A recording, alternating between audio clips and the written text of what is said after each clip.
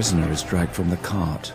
There's no dignity here, only the necessity on the part of the operators of providing the day's quota for Dr. Guillotine's invention, the national knife. The application of the laws of mechanics to the science of death. The prisoner begins to climb the steps to the scaffold. It's not easy keeping balance with his wrists tied, so he's concentrating on each step. He stops for a moment. His lips move. He's saying something. They all say something. The operators secure the straps. It's quick, efficient.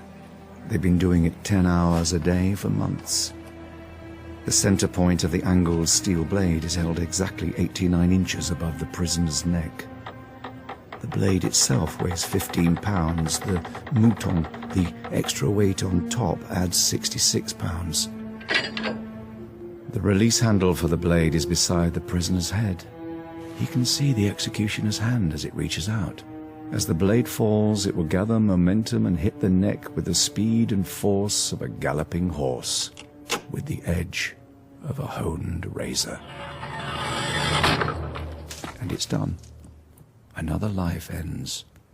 A whole universe flickers out of existence. In a moment. Well, science tells us 2 or 3 seconds. Think of what those 2 or 3 seconds must be like. Monsieur, your wine. Good wine from the south. Your health. How do we stay human, warm, loving, caring, believing in the face of this enormity, these rivers of blood set flowing by men and women who are human, warm, loving, and believing? How do we face a vast indifference of terror that simply refuses to recognize our cries, our protests, our pleas? Where do we go? I've been a reporter all my life. I look, I make notes, I ask, where did it begin? Who's involved? What lives, what emotions and decisions did they have and make? And how did they come to be here now in this time and place? I follow the story where it leads me. And this one leads me to a time a few years ago now. A time pretty much like our times, as all times are. The best of times, the worst, the wisest and stupidest, the darkest and lightest of times. And as usual, we're all going to heaven, and we're all going to hell. And some are going to Dover in the mail coach, on a night so cold, so misty, so dank that... Get on, damn your eyes! Get on! That you might believe the sun will never rise again. One more pulling you at the top! Oh, damn you! You know what time you have, Joe? Can't hardly see, mate. Wait. I got it, mate. Well, how about you give it to me, Joe? 15 minutes after 11, mate. God's blood. We're not even up short as hell yet.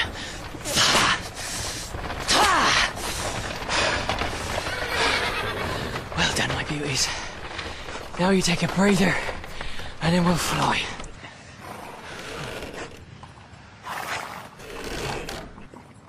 You hear that? Say what? Single horse coming on a canter. More of a gallop? Canter or gallop. It don't have no business out on a night like this. No honest business. Load up, Joe, and let him have both barrels if he so much as blinks wrong. You see anything? Black as the Prince of Wales waistcoat. Show yourself. Damn your eyes. What's your business? We're armed, so don't try no renegado moves. The Dover coach? Never you mind what I am, Cully. Not one step more, or you're a dead man. Do I sound like a dead man? You will in about 3 seconds. Come forward. Slow. Keep your hands where I can see them. What's your business? A message for the passenger. If you are the Dover coach or not. Bound for damnation on a night like this. What passenger? Lorry, Mr. Jarvis, lorry. That's far enough, Cully. We got a lorry in now. Jarvis, lorry. Answer me straight, now. Yes, Yes? What? yes. My name is Jarvis Lorry. Easy, Joe. They might be in it together. He sounds like a gent. Much as I can recall at loading, he looks like a gent. You reckon that makes him honest? I ain't got all night. Is that Jerry? Jerry, is that you? Yeah, it's me, Mr. Lorry, now. Why don't you get out of the coach so these two bright sparks don't blow me head off? Then I can deliver the message. It's all right, driver. I know this man. Yeah, but I don't know you. You might be Captain Midnight with a pair of barkers under your Do coat. I look like I've got a couple of barkers under anything? All right. Go on, Mr. Lorry. Just don't make me nervous. I'd hate to make a mistake, because my mistakes is made with lead. This man is a messenger from the bank, Tellson's Bank in London. Please, put up your gun. Jerry, what do you have for me? Wait at Dover for the mamselle. That's all. That's all. Any reply? Tell them, recalled to life. Just that, recalled to life. Exactly. Thank you, Jerry. And good night to you. Good night, Mr. Lorry. So, do you hear that, Joe? Recalled to life. Well then, tell me what that means. Well, mate, it means that you was dead, but... I know what it means. What I'm asking you, Joe, is what it means. You see? All aboard! There are many ways you can describe travelling by coach, and they all come down to uncomfortable. But on this night, in this coach, Mr. Jarvis Lorry is extremely uncomfortable. Because he's sitting opposite a dead man. You're there. Am I? You? No. You're not there. And I see nothing. And I say nothing. You cannot be there. But there you are. All the same. Dead? Buried. Dead and buried. Buried. Alive. Oh, God. Buried alive? For how long? 18 years, I think. Years, or longer, or less. I don't know. I believe... 18? It'll do. For a ghost. Only the dead have ghosts. That's all you know, my friend. There are ghosts of the living all around you, bricked up in every wall, buried under every street, strung out on every promise. And you had no hope of being... Dug out? Hope, you see, is the torture. While a man hopes, he suffers. I long ago gave up hope. But you're recalled to life. You tell me so. I do. I hope you care to live. Hope? Again? Yes. Hope. Sorry. I was dreaming. I do apologize, please. Please do not disturb yourself.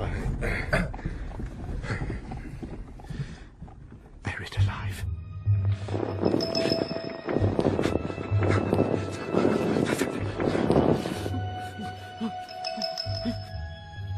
God help us.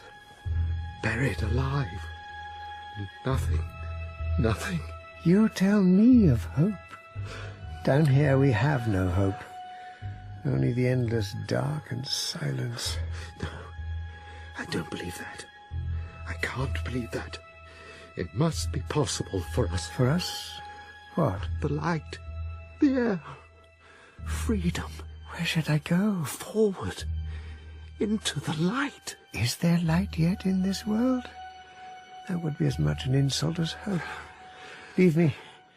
I have work to do. Always work. But you don't understand. There is another, a new hope. Recalled to life and light.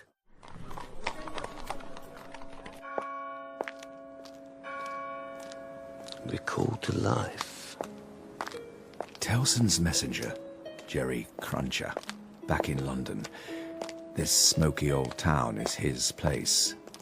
He don't like the country, but he's puzzled this night as he walks these hard streets past these hard-faced houses.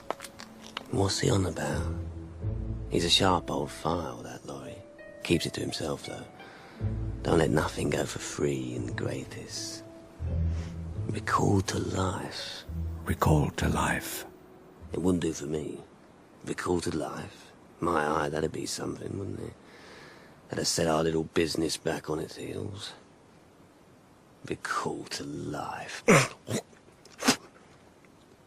Come on. We got work to do, Cully. And he nods to the shadowy figure who's been waiting for him, and they shoulder their tools and set off to finish their night's business.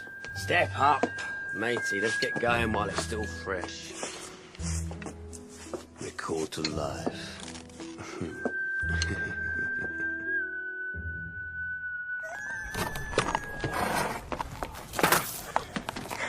Landlord! Good morning, sir. I hope you had a pleasant journey. It's like a dog kennel in there. And you'll be glad to be out of it, sir. A room, the Calais boat. When does it leave? If the wind holds and the tide's true, she weighs at 3. Then a room, a barber, and breakfast, landlord. As you say. Towser, take the gents' baggage to Concord. You'll breakfast first, sir. I'm damn sharp set, so why not? Beefsteak and swede, Dover sole and samphire, and a little innovation of my own, the sea cabbage. Some calls it sea kale, but I calls it the sea cabbage on account of it's a cabbage, and it grows by the sea. More coffee, sir, or would it be the claret? Coffee and hot, landlord. I don't think I'll ever be warm again after that night. I may be, sir, but after this lot, you won't be hungry. A dead man's leg to follow? Indeed. Indeed. Now, landlord, attend to this. Sir. More coffee for Concord. I want a room made ready for a young lady who may arrive any time today. Room, young lady, today. She might ask for Mr. Laurie or maybe just the gentleman from Tellson's. Ask Laurie. Tellson's Bank? Yes. Ah. We got a deal of custom from Tellson's to the other side and back. Seesaws ain't anywhere Tellson's.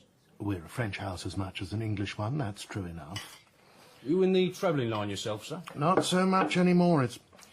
Good Lord. 18 years since I last came from France. Oh, before my time.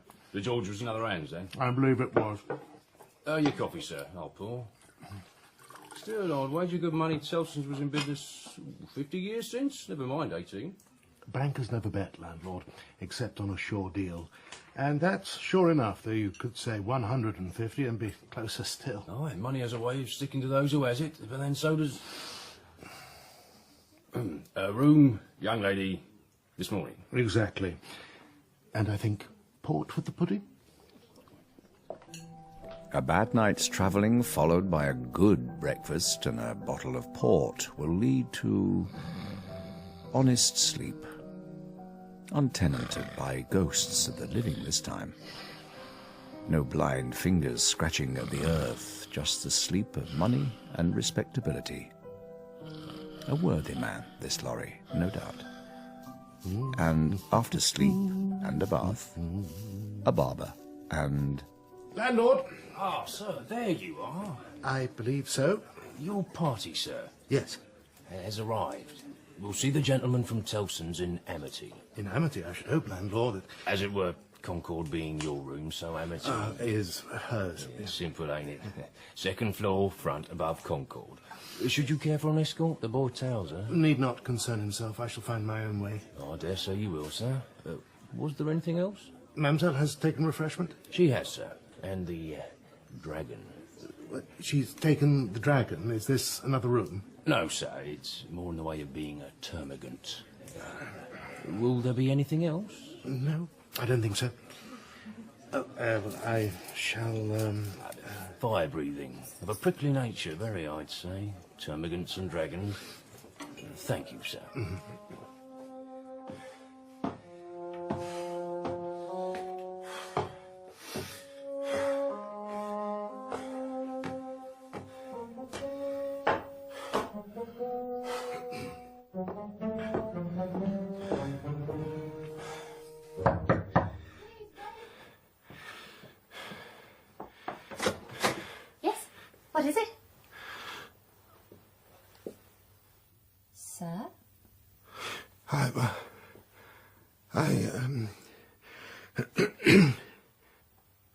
You are the...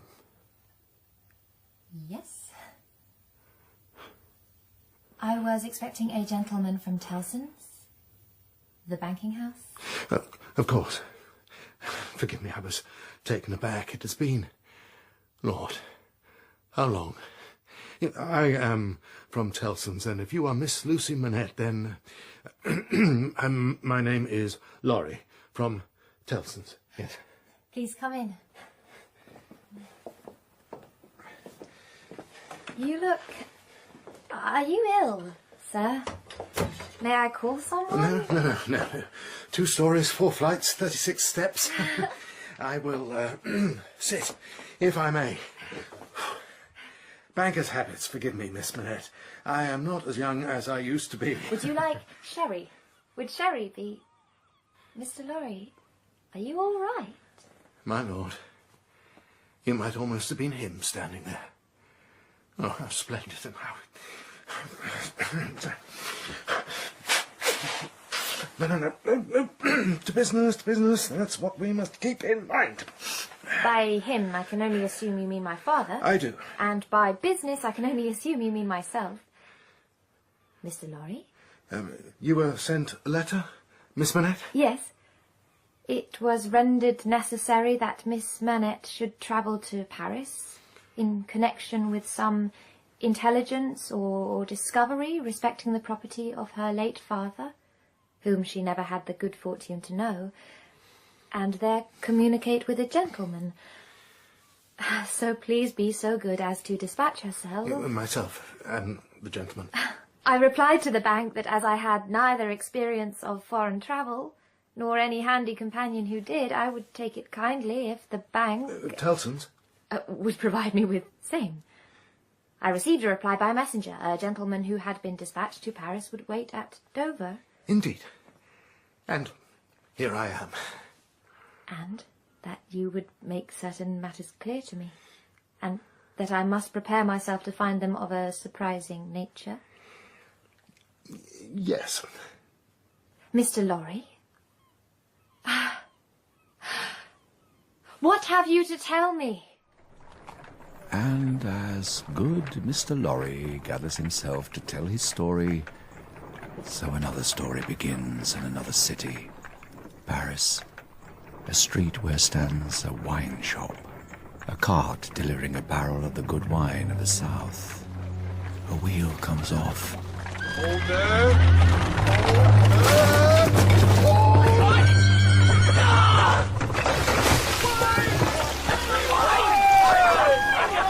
Good wine from the south. You seem unconcerned, Defarge, to see our profits flowing in the gutters. Not mine, Therese, till it's time for an in our cellar. This mess is the merchants doing. Let them pay for it and replace the load. I'll put my money down when it's under our roof and being drunk at our tables. You're beginning to sound like a merchant. I think not. What we do is give the poor and the hungry solace, somewhere they can come and forget for a while. And talk together, and hope. Shh. Don't you know that hope's a capital offence in France today? I know it very well. But do they? Look at them, scrabbling for a taste of sour wine. Are those the tools we'll use to build a new world? They're the powder in the keg, Therese. We're the spark. Let once the spark be applied to the fuse, let it run down into the powder, let the powder catch, and there will be such an explosion as the world has never seen. Oh, see there, the tall fellow, the joker. Hey, you, Gaspar! What do you want, mister? Come here. You can't tell me what to do. Come here, Gaspar. Come on, there's nothing to fear. I ain't frightened of you. I ain't frightened of no one. Hear that, Therese? This fine fellow ain't frightened of no one. I heard it. You know why? No. Let go, let go, let go! Because he's too stupid to be frightened of anyone. Over there, on the wall, what did you write, my friend? Hey, you know what you wrote. It was just a joke, that's all. That's my ear. And you want I should have cut it off? No, please. You want they should cut your head off? If this hurts like Hades, think about that, my friend, because what you wrote, it's coming. It'll flow like wine until dogs lap it up, but today, you don't write it in the streets. Today, you speak it in private to those you can trust, absolutely. And then one day, when the time is right, We'll write blood across the face of this whole nation. It is difficult to begin, Miss Manette. I am not used to these conversations. Are you quite a stranger to me, sir? Am I not? You knew my father. Did you know me? I am a man of business. I have a business charge to acquit myself of. As I do so, I ask you, please take no more heed of me than if I was a machine talking to you. Yes, that is what I am. And if you care to start this machine, then it will deliver certain facts in the case of a customer of Tellson's Bank. Do you choose to start? Go on, then. A French gentleman, a scientist, a man of great accomplishments. I had the honour of knowing him in Beauvais. In Beauvais? Exactly. Our relations were business relations, but confidential. At the time, I had been in our French house for 10 years. At what time was this? 20 years ago. He married an English lady. I was one of the trustees. I do not want you to think it was anything more. No. I am a machine, Miss Manette. A banking machine. But you are telling me my father's story, and it must have been you who brought me to England as an infant. You could not know that. But you could, sir, and for all your machines, you couldn't hide it in your eyes. It was a momentary shock, that is all. I am not involved. I never have been. I turn a huge money mangle, that's all I do. You can have no call on my feelings, Miss Manette, you must know that. In my life, Mr. Lorry, there have been very few people upon whose feelings I could call. Go on. Yes. You are right. This has been the story. Of my father's death. But think if, Miss Manette, if perhaps he hadn't died. What are you saying? Nothing. Nothing at all. I'm merely saying if. Perhaps this gentleman scientist had an enemy, and this enemy had power in a nation where such power was given not to those who had responsibility, but to those whom birth alone had placed in such and such a position. Do you see? Yes. If this scientist, this good man, had been spirited away in such a manner, if... What are you saying? If you could only mention how many shillings make a guinea, or the rate of compound interest at present offered on the exchange. Mr. Lorry, for my whole life I have been told nothing. I have been left to get on as best I can, on my own, not knowing where I came from or where I might be going in this world. Now you seem to say that everything is changing, and then... What, sir? What have you to tell me? Put that young woman down, you desperado! Ross! Don't move, I say, Bo Nasty.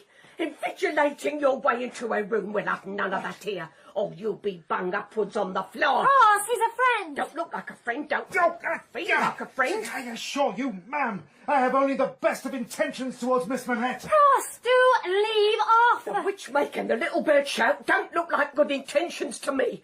This is hunting rabbits with a dead ferret, I say. I'm a banker. I have news for Miss Manette. Which I dearly wish to hear, Ross. Please, do let him get up. If you're sure. But any arsey-varsey business, and he wish he never left home today. Mr. Lorry, this is Miss Pross, my best and only friend. She has looked after me since ever I can remember. The dragon. Come again, Alexander. Nothing. May I proceed? Please do. Pross, sit down. He has been found. He is alive. Changed, God knows how changed. In Paris, at the house of an old servant. I am going to identify my client. You are going to see your father for the first time in your life, if you will come with me.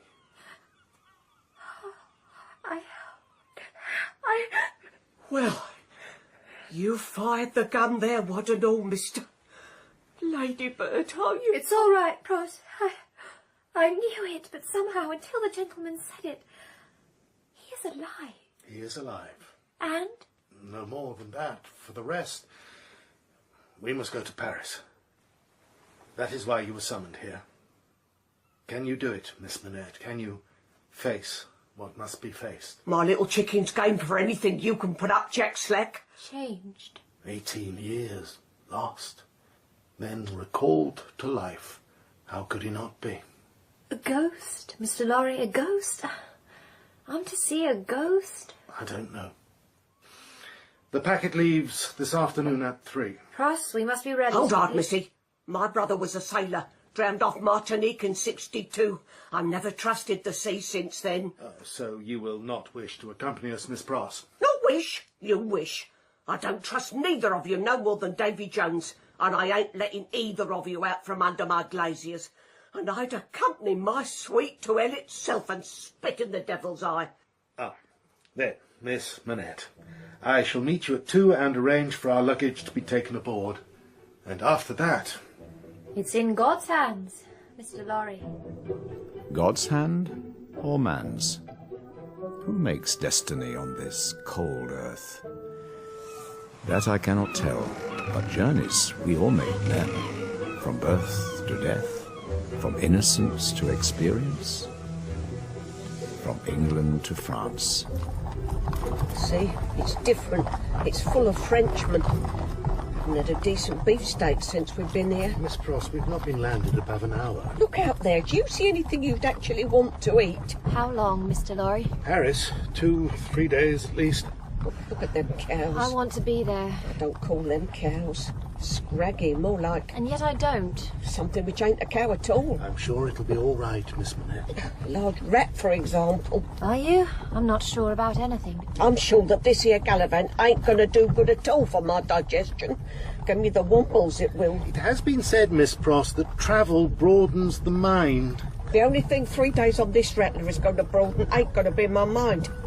When I gets off this, I'll be telebreached. Paris, and a street where only days ago wine ran red over the cobbles. Are you all right, Lucie, my sweet? You looks pale.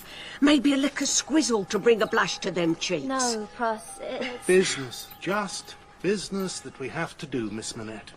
But it isn't, is it? Well, we can't stand here all day.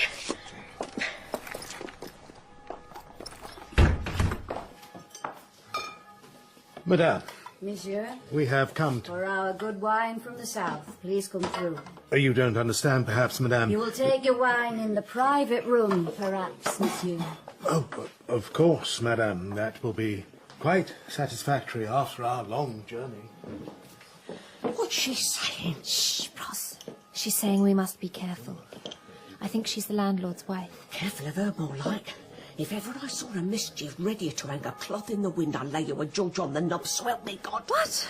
She's fit to be hanged, or I'll owe you a crown, my sweetness. Look at the face on her. Sharp as a cut-front razor, that one. They're looking after my father, Pross. I'm sure they're good people. Madame? So, this is the little one. Oh, you are very beautiful, my child. I can see your father in that face. Hands off my sweetness, Mrs. Crapo. Who is this person with the look of a horse? What is she saying? She's my friend. She doesn't speak French. She cares for me. That is good. You will need someone to care for you. Defarge, this is your Englishman and the old man's child. He's here. Yes. You wish to... We do. You ready for this? No, monsieur, I am not. How could I be? Of course. It's this way. Pross, will you wait here? Are you certain, my sweet? I'm certain of nothing, Pross, except you. Stand fast, that's me. I should have been a sailor, but I was born a soft-hearted woman. You were born a hero. Wish me luck. Come.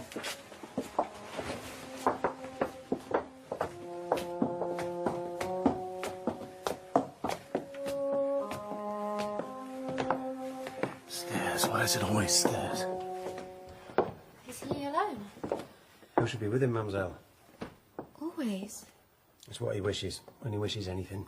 You're scaring me, monsieur. This is France, mademoiselle. You do well to be scared. But of his own wish. It was how he came to me when they said he was free. Is he changed greatly? You remember me as I was 20 years ago, monsieur? Yes, you are the same man, but older. And I? As I remember you, but better on the stairs then. We've been in the world, Monsieur Laurie. He has not. He has been somewhere terrible, and so... Yes, he's very changed. The door is locked. It's best that way. For his protection. For his peace of mind, such as it is. Wait. I'll go first. You have visitors. Will you see them? I can't do this. I know you can. God help us. 20 years and recalled to life. Come, but slow.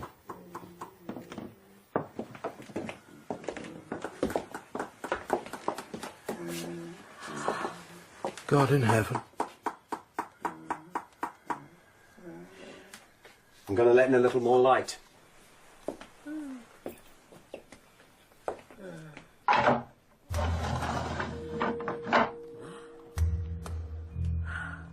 Shoes. He makes shoes. Good shoes. Show them to the gentleman and the young lady. Oh, they are. Yes, they're good. A woman's shoe, yes? Perhaps a young lady's shoe. It's very small. He has a pattern. It's what he does. He makes shoes. As far as he knows, I think he's always made shoes. But once he was a man of science. Once upon a time is a fairy tale. How did he come to make them? From what I know, he asked them. And they, in their great mercy, allowed him to take up the trade. No doubt it amused them to see a mind such as his reduced to this. Sir, Monsieur, Mr. Manette, do you not remember me? Here, let me stand in the light. Do you not... Does my face not mean anything to you? Look at me, man. Nothing, you see. I thought. In my mind, I heard him. The best you can do is take him from this place and hope that reason may return. It must. Surely it must. You can't wipe away a man, can you? What's your name? What's your name? 105 North Tower. That all? 105 North Tower. Can I look at him? Come. The light falls on his face.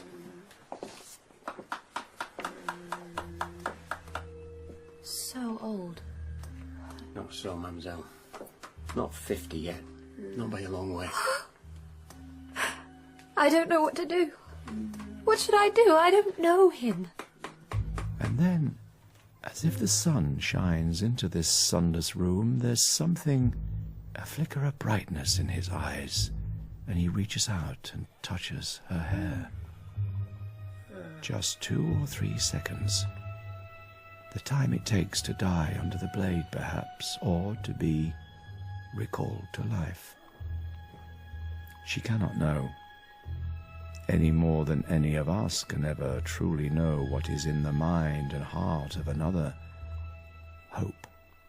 That is all she has, because hope is all there is in the end. He has a locket of hair. My mother's hair. It's all he has left. Miss Manette, I did not know. I should not have asked you to undergo this trial. It's my fault. I am so sorry.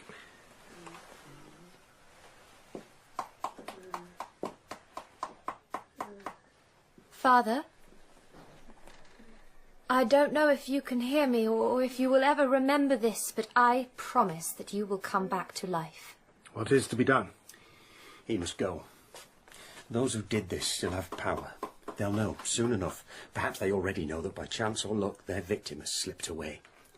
They do not forgive or forget. They will search for him. Then we must go soon. Your coach? In the service of the bank. Your driver? Works for the bank, has done for years. Then go, now, whilst you still can. Yes, we must. Very well. 105, at attention. Cell search. We're transferring you to another cell till we're done. Follow this gentleman, do as you're told, make no trouble, and no trouble will be made for you. Go, now. Go, monsieur. He will follow. Mademoiselle, take his tools. I'll bring the bench.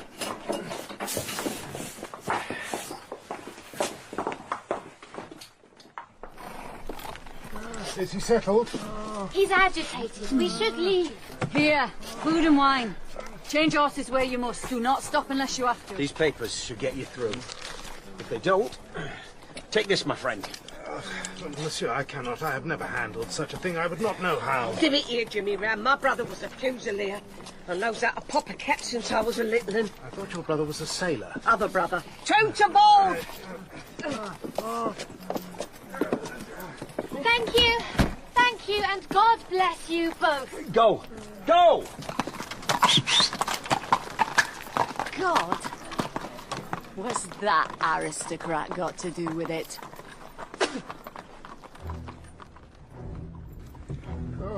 Can you see?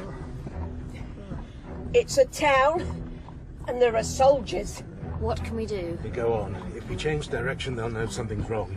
105 North Tower. Please try and be quiet. If they see you... We could ride them down. They'd send a man ahead of us if we do. We'd have to trust the papers Defarge gave us.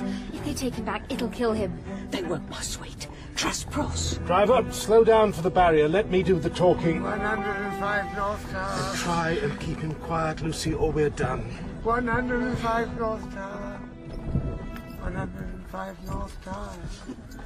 Who goes there? Good day, Captain. Tellson's Bank. How many travelling? You have your papers? Of course, here. 105 North Tower. What is that? 105 North Tower. Let me see. What is this North Tower? 105 North Tower. Get out of the coach, all of you. What's he saying? We must get out. 105 North Tower. Oh, of course, Captain, as you wish. Out with you! But please, stand back and upwind. The old man has cholera and is distracted in his mind. What's he saying? Cholera. I would not want you to catch anything. 105 North Tower. Help him out, would you, Miss Pross? Come along now, my gentleman. No, you must keep him isolated. Go on with you. Hurry, go! Cast off forward! Cabins are booked. We must get him below. This weather will not be good for him. Come along now, old gentleman. Pross will see you settle comfy. Ross, wait. Look at him. The wind means something. It's as if he's feeling it. It's the first thing he's looked at since we left Paris. Look at his hand. He's reaching. How can you look at the wind, my sweet? I'm afraid your old gentleman is as wise as Waltham's calf, and that weren't wise at all. The clouds, Ross. The way they move. Look at his eyes. He's following them. Natural science was always his particular pleasure. Good Lord, of course. He wrote about them, delivered a paper on cloud formations to the Institute in Paris. Go below if you like. I'll stay with him. Biscuit, I've done it, stowed away. Looks like it's going to be a stormy crossing. You sure you'll be all right? We're at sea on an English ship. Ain't no one in the whole wide world can harm us now. I wish I had your certainty. Come on, mister. Looking at it won't get it shifted. Good Lord, Miss Pross. You are an exceedingly strong woman. Oh, well, my brother was a game chicken. I thought he was a fusilier. Or was it a sailor? Other brothers. Tom stood up for 33 rounds with Jack Broughton. Of course he died of it. Here, come. We'll go forward. You'll be able to see more clearly from there. Here, we... Oh, I'm sorry. I didn't know Please, anyone... mademoiselle, don't disturb yourself. I can make room. Monsieur. May I... It's all right. It is my father. He is ill. Well, he has been ill. Oh, I'm so sorry. He's getting better, though. Yes. Once we are home. England is your home, mademoiselle? Yes. But your French is perfect. Surely... My father is French. I was... Of course, it's none of my concern. Perhaps, though, I might lend your father my cloak to shield him from the wind. That is kind, monsieur. Not at all. May I know your name? Miss... Manette. May I beg your understanding? To tell you the truth, I've been in France on business of a delicate and difficult nature which might get people into trouble, and I would not for the world, Miss Manette, wish to cause you any trouble. I have been travelling under a name not my own, and I shall be going back and forth, and you see how it is, I hope. Aren't you taking a chance, monsieur, in telling me these things? I might be a spy in the pay of almost anyone, I suppose. No, you couldn't be a spy, and you would never be a danger to anyone with an honest heart. And do you have an honest heart? As well as a generous one? That is not for me to say. What would your friends say? Well, they would say he is impetuous, acts before thinking deeply, but always from the best motives. He can sometimes harm his own interests in pursuit of what he believes to be justice. He can be a little pompous at times, well, more than a little. He enjoys making people laugh. Yes, he loves to see a smile come to the face of a young woman who has up until now been so very serious. Forgive me, I told you I was impetuous. I did not mean to be forward. And what of your enemies? What would they say? Monsieur, good wine from the south.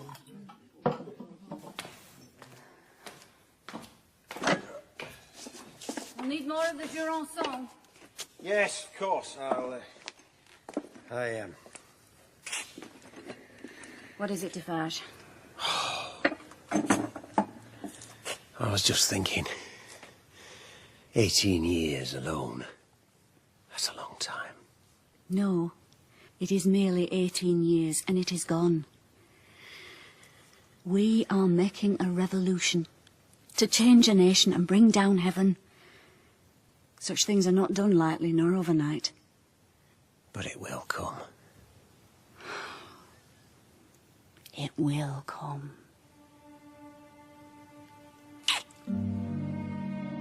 It will come.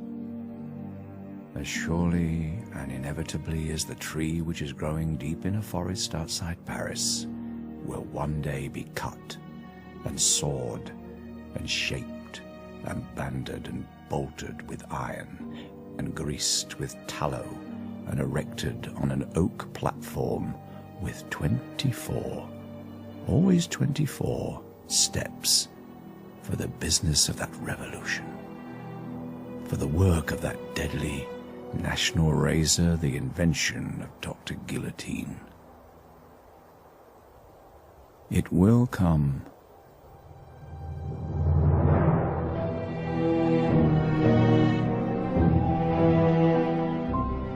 In A Tale of Two Cities by Charles Dickens, Jarvis Lorry is played by Jonathan Coy, Dr. Manette by Carl Johnson, Lucie Manette by Lydia Wilson, and Miss Pross by Alison Stedman. Charles Darnay is Andrew Scott, Jerry, Carl Prekop, Defarge, James Lely, and Madame Defarge, Tracy Wiles. Charles Dickens is Robert Lindsay. Other parts are played by Adam Billington, Simon Bubb, Ricky Lawton, and Christopher Webster. The music is by Leonard Bush. A Tale of Two Cities is dramatised by Mike Walker and directed by Jeremy Mortimer and Jessica Dromgoole.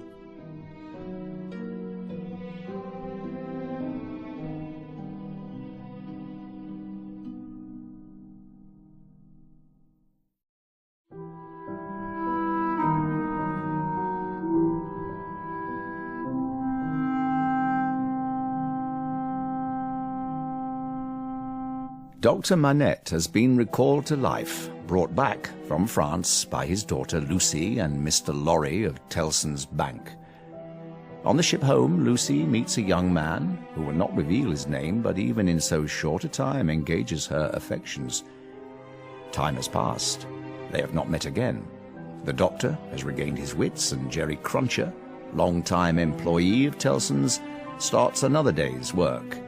He is, in the morning, a man of uncertain temper. Why'd you do that, Pa? Because, Natty Cruncher, you is almost as aggravating as your mother. You was out again last night, wasn't you, Pa? And thin times it was. Nothing to be made of it. Made of what, Pa? Can I come next time? I could help. I'm old enough now, ain't I? Ow! Why'd you do that? Because, Natty Cruncher, life ain't fair. You can help me at Tellson's and that's enough. Not enough for the poor lamb? Poor lamb? You've just served up a whole flock of lamb's kidneys, devilled as hot as hell. What would the good shepherd think of that, then? Ow! Why'd you do that, Pa? To teach you to keep your mouth shut in front of your elders and betters, Natty Cruncher. And it strikes me, Mrs. C, that you is as inconsistent as you is aggravating. Natty me boots and be quick about it. Jerry and son, on the way to work. Jerry yawning, Son wondering what it is his dad does on those moonless nights. Jerry whistles a jaunty air. Son mooches, wondering where Dad gets that red rust on his fingers when he's been out on those moonless nights. They enter Tellson's front office, where Jerry has a perch and Son fetches and delivers. Dad, they want a word. They being who? Our party. Office. Says it's urgent, like. All right. Keep me stool warm, Matty. At Tellson's they take in young men, and over the decades marinate them with money and dust until any shred of youth is tatters. Only then do they have a voice in bank affairs. So... Cruncher, you know the Old Bailey? I do. And you know Mr. Lorry? I do. Then you are to proceed to the Bailey. Use this pass to gain entry. As you say. Stand at the back of the court where Mr. Lorry may see you. See me? You are to be ready to take any message Mr. Lorry should care to send, understand? I do. Splendid. Trying forgeries this morning, is they? None of your business, Cruncher. Treason. It's treason today. That's hanging, drawing and a burning. What's that to you? Seems barbaric, somehow, in this modern age, of doing that to a body. Get along with you, man. As you say, sir. Jerry leaves, at his own pace, in his own style, still pondering why they should trouble a body that might, untroubled, turn a decent profit for a fellow in their business. Is it a job, Pa? I'll do it. I can run fast. You knows I can. Ow! Why'd you do that? Treason. Treason, they say. The prosecution may continue. Thank you, Your Honour. Your name, sir? Barsad. John Barsad. Mr. Barsad, what is your profession? Import-export, goods and otherwise, sir. Now, I'm going to ask you to cast your mind back Very well. to a voyage you were making between the port of Calais in France and Dover. Very well.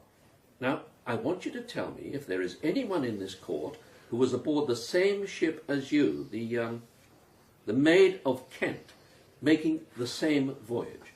Take your time now. Yes. And will you point out that person to the members of the jury? It's him. The young fellow over there. Over where, Mr. Barsad? In the dock. In the dock, where he stands accused of treason. That's a fellow. And there were some others too, sitting over there. The fat gent and the old gent and the pretty We'll get to them in a while, Mr. Barsad. For now, I'd like you to concentrate on the accused, Charles Darnay. When did you first see him? At the inn, on the dockside in Calais. He was taking a drink, ordering a meal, as any traveller might? No, sir. He was in conversation with some fellows. Some fellows? Shady fellows, shady conversation. And how could you know that, sir? I was close enough to pick out the gist of the conversation. I heard words no decent Englishman should countenance. Words that sounded deeply suspicious to me. Republic, independence, constitution. Once at sea, you went below and found yourself... Outside the young fellow's cabin. It was empty. How did you know? The door was ajar, sir. Tell the jury what you did next. I decided that I would see if my suspicions were correct or not. You decided, as a patriot, to do something you would never normally do? Exactly. And? There were lists. Lists? Of names, places, dates, in France and England. And money, yellow boys, guineas. French names? Definitely. And names which could have been those of rebels in North America? Easily. At a time when French agents were known to be at work in the colonies, undermining the proper rule of king and parliament? Certainly. Thank you, Mr. Barsad. That will be all. You may stand down. Does the defence have any questions of this witness? Not at this time, my lord. The court will recess and resume at 2 o'clock. Mr. Lorry? Mr. Lorry? Jerry. They said at the office that you I might want to send a message. Indeed I might, Jerry. They'll want to know the verdict when it comes, and you are a sight faster on your feet than I am. We has an interest? Very much so. We act as bankers for Mr. Darnay. Yeah, we act as bankers. Mr. Lorry! Oh, I'm I'm sorry, you are engaged. Not at all, Miss Manette. This is Jerry Cruncher from Tellson's. I remember. You delivered a letter to me. How are you, Mr. Cruncher? Lucy, if you ever need a solid man, then Jerry is that man. As you say, Mr. Lorry, on the bank's business I am implacable. But I'll tell you what, miss, this here ain't no place for a young lady. I am to be a witness, Mr. Cruncher. God help me. And my poor father, too. Oh, the old gent. Going on well, is he? Well enough, Jerry. But I fear for today. I must go to him. Mr. Cruncher. Oh, I'll tell you what, Mr. Lorry, if that there girl is a friend of the young fellow in the dock, then it don't look good for her. You think not, Jerry? Don't you, Mr. Lorry? I'm a banker, Jerry, my concern... Way things is going, with the French wars and the bloody Yankee doodles, they wants the culprit, they wants the hanging and the drawing and the burning of the guts. Wasteful. And, you ask me, that boy's it. Hold hard, Jerry. Hold hard and hope. Mr. Lorry, do you recall the voyage in question? I do. Was the prisoner in the dock present during that voyage? I was not on deck. I was, ill. I was below. You are under oath, Mr. Lorry. Did you see Charles Darnay on that boat? Yes. Did he join the ship at the last moment? Yes. Was he carrying a portmanteau? This portmanteau, identified by a previous witness as containing lists of names and gold. It was dark. I was in a hurry. Mr. Lorry? Yes, he was carrying a similar portmanteau. There can hardly have been two identical portmanteaux, I believe. Was it this one, Mr. Lorry? Yes. Miss Manette, look at the prisoner. Have you seen him before? I have. Where? On board the ship just mentioned. Did you have any conversation with the prisoner during the crossing? I did. Recall it. The gentleman... Do you mean the prisoner? Yes, I do. Then call him the prisoner. When he came on board, he was very kind to my father. He offered his cloak. My father was ill at the time. Had he come on board alone? I think there were two other gentlemen with him, but they went ashore. I can't be certain. I was caring for my father. You can't be certain, Miss Manette? No, sir. Manette is a French name, I believe. My father is French, sir. Just so. What was the prisoner's conversation? It was kind and helpful, and I was glad of it. I hope I may not do him any ill today in return. It is quite clear where your sympathies lie, Mademoiselle. Did the prisoner tell you his name? He said that he was engaged in a business that might get people into trouble and did not wish to harm anyone. By giving his name, like an honest man. And during this conversation, did the prisoner mention America? I believe... Please be accurate. He, tried to explain how the quarrel had started and said that, he thought George Washington was... So the jury can hear, Mademoiselle. That he might gain as great a name in history as King George. As great a name as King George. I'm sure he did not mean... Thank you, Mademoiselle. It is for the jury to decide what he meant. That is all. Mr. Stryver, does the defence wish to examine this witness? I have no questions. I would, my lord, however, like to recall an earlier witness. So, Mr. Barsan. Sir. You have identified the prisoner to this court as the man you saw at the port of Calais and on the Dover boat. I did, sir. And I dare say, being in the import-export business, you have a good memory for faces. Second to none. Now, help me here, if you would. Import-export of what? Goods. Goods, you say. And yes, There is no mention of a barsad or firm so registered in any of the directories that are published by the Board of Trade. The name, a different name, yes. Yes, indeed, sir. You appear to have a number of different names. Cly, Howard, Bramley, under which you testified in a case concerning treason 2 years ago. I don't know. I can't say. Could it be, Mr. Barsad, that you are in fact a spy, an agent provocateur? My lord, I must object to the direction of questioning my learned friend is following. It can do no good. There are matters of national interest. I agree, Sir John. The jury will disregard these remarks. Mr. Stryver, please confine yourself to the case at hand. The witness's profession is not in question here. Of course, my lord. I shall not mention Mr. Barsad's profession again. Mr. Barsad, using the skills of observation and recollection gained over many years in the import-export business, will you do me the favour of looking at the gentleman who stands now beside me? Perhaps if the gentleman might advance into the body of the court, my lord. This is most irregular. I would say most regular. Mr. Carton is my second in this case. It is quite proper that he may stand in this court. My lord? Very well, Mr. Stryver. Mr. Barsad, look at this gentleman. Look at the prisoner in the dock. Can you be certain which man you saw on the Dover boat? They look pretty much identical. Although I suspect Mr. Carton had a rather heavier night of it last night than did the prisoner. Anything to say, Mr. Barsad? Nothing, Mr. Barsad? Then you may stand down, Mr. Barsad, and return to your labours in the import-export business. No doubt being well known as a result of this case will help you prosper. Silence! I say silence! Mr. Stryver. Members of the jury, this case depends upon the accuracy of the identification of Charles Darnay as being in a certain place on a certain day. The rest of the evidence, I will prove to your satisfaction, is hearsay and hot air.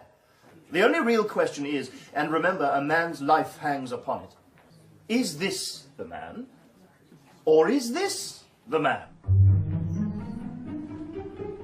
Hubbub in court, celebration amongst our friends, a message sent. Jerry! Yeah. Acquitted. Off now, back to the bank. Tell them, acquitted. As you say, Mr. Lorry. It confounded me. You remember that message back then? Recalled to life. Same thing, I reckons. Recalled to life. By God, so it is. And here's a guinea to wet your whistle with your sharp wit. Now, away with you. And Mr. Jarvis Lorry struggling to keep mind fixed on ledgers and profit and loss. Here he comes, here he comes. Mr. Darnay, sir, I give you joy of your acquittal. I hardly know what to say, beyond giving my everlasting thanks to Mr. Stryver. I have done my best for you, sir, and I believe my best is as good as any man's. Better, by God, Mr. Stryver. Mr. Stryver, a gent of 30 going on 50, as certain of himself as the Bailey is of itself. Well, you've been here, so you should know. You are a man of business, after all. I am, sir, and as such, I think I may say today's business is well done. Miss Lucie, how is your father holding up? I think I should take him home, sir.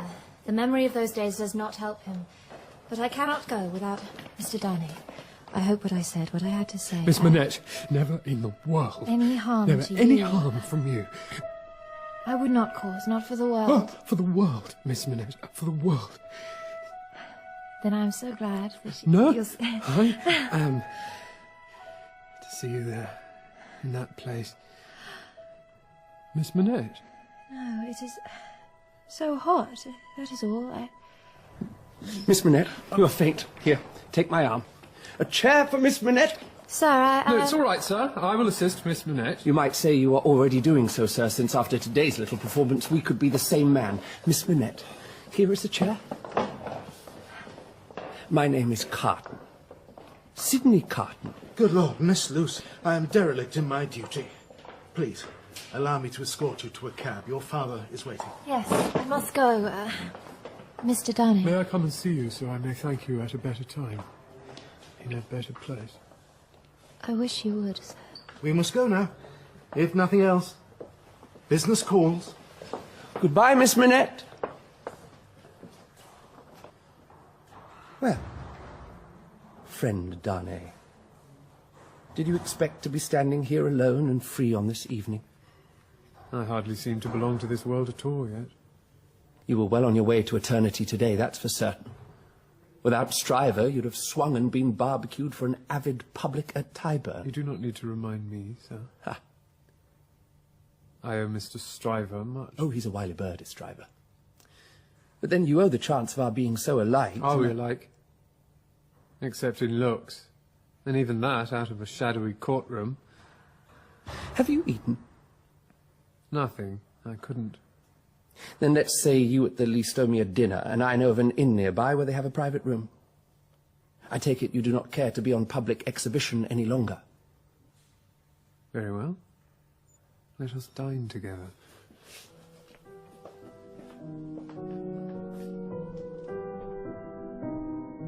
More pond pudding? I have enough, thank you. Do you have some yourself? I have more than enough. For you? A little. I am beginning to feel part of this world again. Is that a satisfaction? Immensely so. Mm.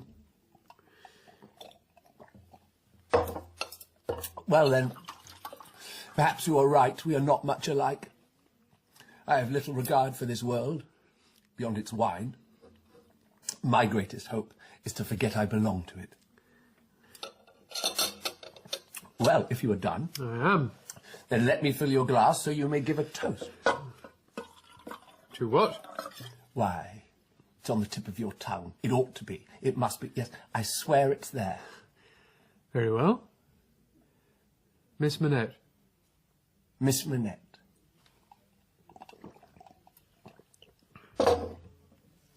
You don't think her worth a full glass, sir? I have drunk enough for today, I think. Then tell me. Yes? Is it worth being tried for your life to have the sympathy and compassion of Miss Manette? Do you think I particularly like you? I have not asked myself that question. Then do so now. Will you dine with me? You drink with me? No. I do not think you do. You're not a fool, then? I am, however, tired. Do you think I'm drunk? I think you've been drinking. You know I've been drinking. If you say so, then yes, I know you've been drinking. And you know why I've been drinking? I know. It's none of my concern. If you'll excuse me, I'll leave you. I have to make preparations for a journey. To France again? You're taking a chance? I have no choice. A matter of honour. Will you visit her before you go? I'll pay on the way out. Then tell them to send up another bottle of claret. Mr. Sydney Carton, that once promising lawyer, gets to his feet and wanders across to a spotted mirror and peers long and deeply into its grimy silver depths. He regards the accused quizzically. Permission to cross-examine? It is, of course, in this court given. Now, my friend, you appear to have got yourself into a fine mess here. I will answer any and all charges at the proper time. Would that be sober, or in vino veritas, Mr. Carton? A fine motto for a lawyer. And a drunk, Mr. Carton. Meanwhile, we, you and I, take account of the fact that this is a tale of two cities, two countries, two cultures, inextricably twisted and knotted together. So, Paris, where Louis XVI holds his monthly reception. But our business is not with that royal gentleman. History will settle with him in its own good time. We shall go to the magnificent portico where another lord in power, though not so much power, and today feeling somewhat slighted, calls. My carriage. directly, Monsieur le Marquis. For such as the Marquis Saint-Evremond, even if he is a little peaked today, this world and all that he wishes from it is at his command. Take me home. He wishes to go to his chateau outside Paris. It will be done with all possible speed and as little discomfort as is humanly possible. But first, the flying carriage must pass through the narrow streets of the old city, down a particular narrow street, where a fallen barrel of red wine, the good wine of the south, once flooded the cobbles. What is it? Why have we stopped? No! What is that noise? A child in the way, sir. The gentleman leans from his window and regards the cobbles with disdain, for once again they run with red. So much red from the body of so small a child. Your child? Dead! Dead! Yes, yes, it is sad. Here, take this for the burying. It'll be more than enough. I hope you have other children. The commotion brings forth a local tradesman. Be brave, Gaspard.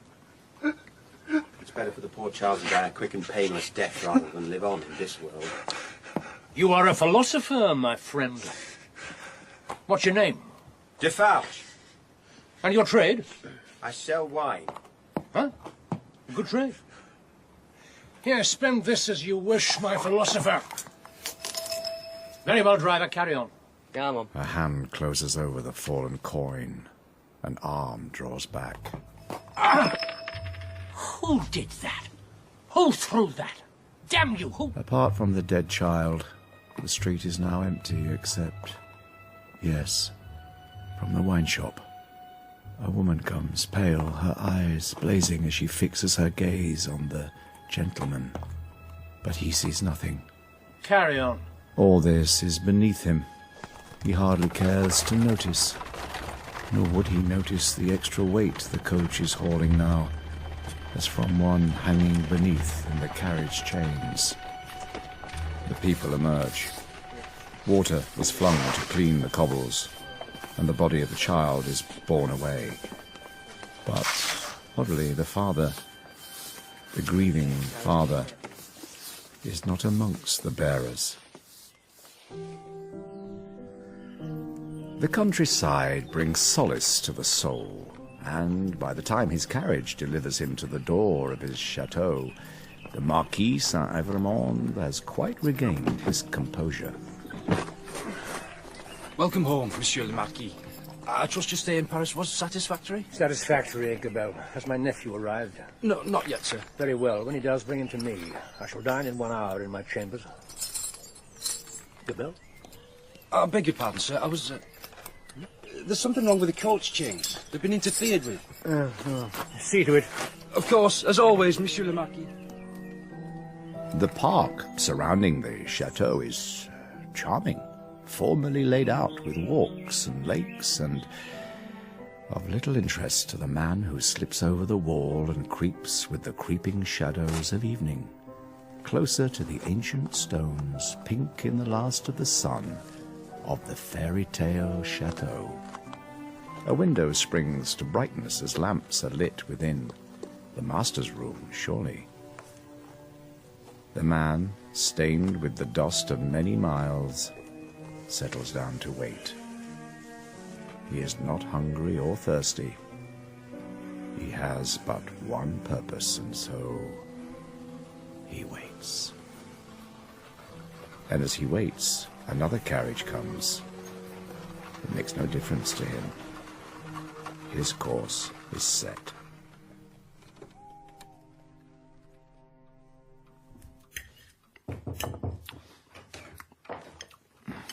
Monsieur le Marquis, your nephew is here. Show him in, Gabelle. Charles. Sir? You are hungry, no doubt. Sit. Gabelle, you may pour wine for Monsieur Charles.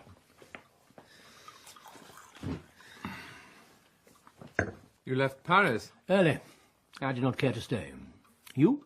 I came direct. From London? You've been a long time coming. On the contrary, I told you I came direct. Not a long time on the journey, a long time intending it. I was unavoidably detained by various circumstances. Without doubt. Gabelle, you may leave. We will do for ourselves. Monsieur le Marquis.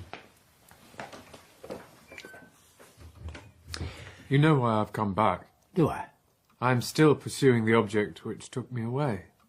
I will continue to do so until the end. Death, Charles? Oh, surely not that far. Would you care? For all I know, you may have actively worked against me. Oh, no, not at all. I know you would stop me if it came to it. I know you would not care how. My dear boy, you can't pretend that I didn't make all that perfectly clear years ago. I agree. Thank you. I believe it's only your own loss of favour at court that has kept me out of prison in France. Dare one ask you to explain? You no longer have the power to issue a lettre de cachet and have me confined for as long as you desired.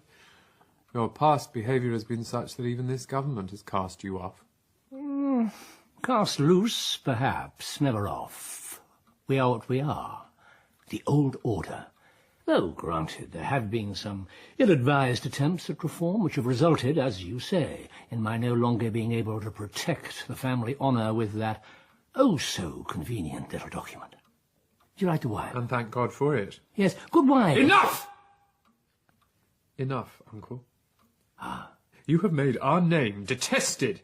That is merely the involuntary homage of the low to the high. Driving through the village, looking at the people, at their faces, at what you and yours have made of them, Please. I see slavery, I see fear, I see hate. Then you see the world. Through your eyes, perhaps, not mine. Through intelligent eyes, Charles. Look at this world. The animals, the insects that teem upon it. Do we see great compassion? Do we see love and care? We are not animals, Uncle. We are men, and men have a choice. Do we really, my boy? The strong, the fast, the clever survive and live off the slow, the stupid, the weak. I'm not saying this is a good thing or a bad thing. I'm only saying it is the thing. Huh? But you must be tired after your journey. Shall we continue this tomorrow? As you wish. One more thing. Of course. As long as you require. You see, in this dog-eat-bitch world, it's the civilities that make us human, not our hearts. But do, go on. We have done wrong and profited by it. That is a fact. There are no moral facts, Charles. Try not to be weak-headed. Our family, my father... is dead. My mother, too. But it was from her I received this command to make things right. I am bound to a system, part of a family. But I have no control over either system or family. Of course, when your father died, I inherited. And let me be clear, Charles. I will give you no help in this matter. You cannot have expected that I would end this system that served us well, and I, at least, will defend it to the end. It is the only sensible thing to do. Better be a rational creature and accept your natural destiny. But then, I see you are lost to the world of sentiment. This property and France are lost to me. I renounce them. Renounce France by all means, but the Château d'Evremont is not yours to dispose of, nor will be for many years yet. Whenever it came to me, I would renounce it. What is it but a wilderness of misery and ruin? Oh, Charles, you sound like a schoolboy. What do you intend to do with yourself? I shall live in England, make my way there as honestly as I can. Bravo! Is that all? That is more than enough. To live amongst ordinary people, Uncle, as if you knew anything of that. My servants deal with ordinary people, Charles. I am only interested in the extraordinary.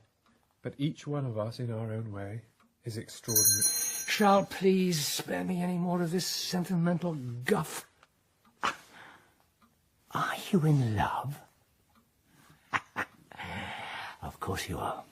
Well, no doubt you'll get over it. Good night. Gabelle, please show Monsieur Charles to his room. Of course, Monsieur le Marquis. You're wrong about everything, Uncle. Love is the greatest... I shall retire myself, Gabelle. I will not require you any further.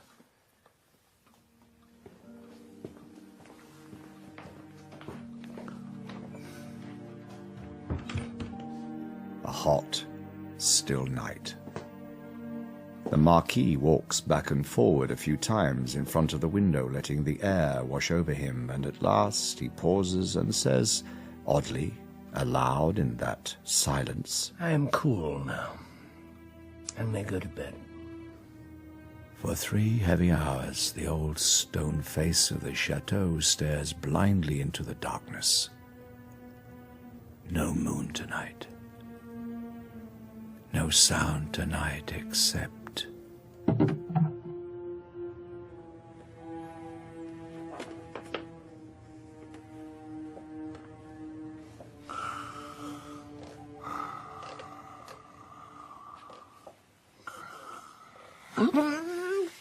He used to play with a wooden grenadier I'd carved for him. He marched it up and down. He said it was the bravest of all the brave soldiers in the King's army. He said when he grew up, he wanted to be a brave soldier too. His name was Pierre.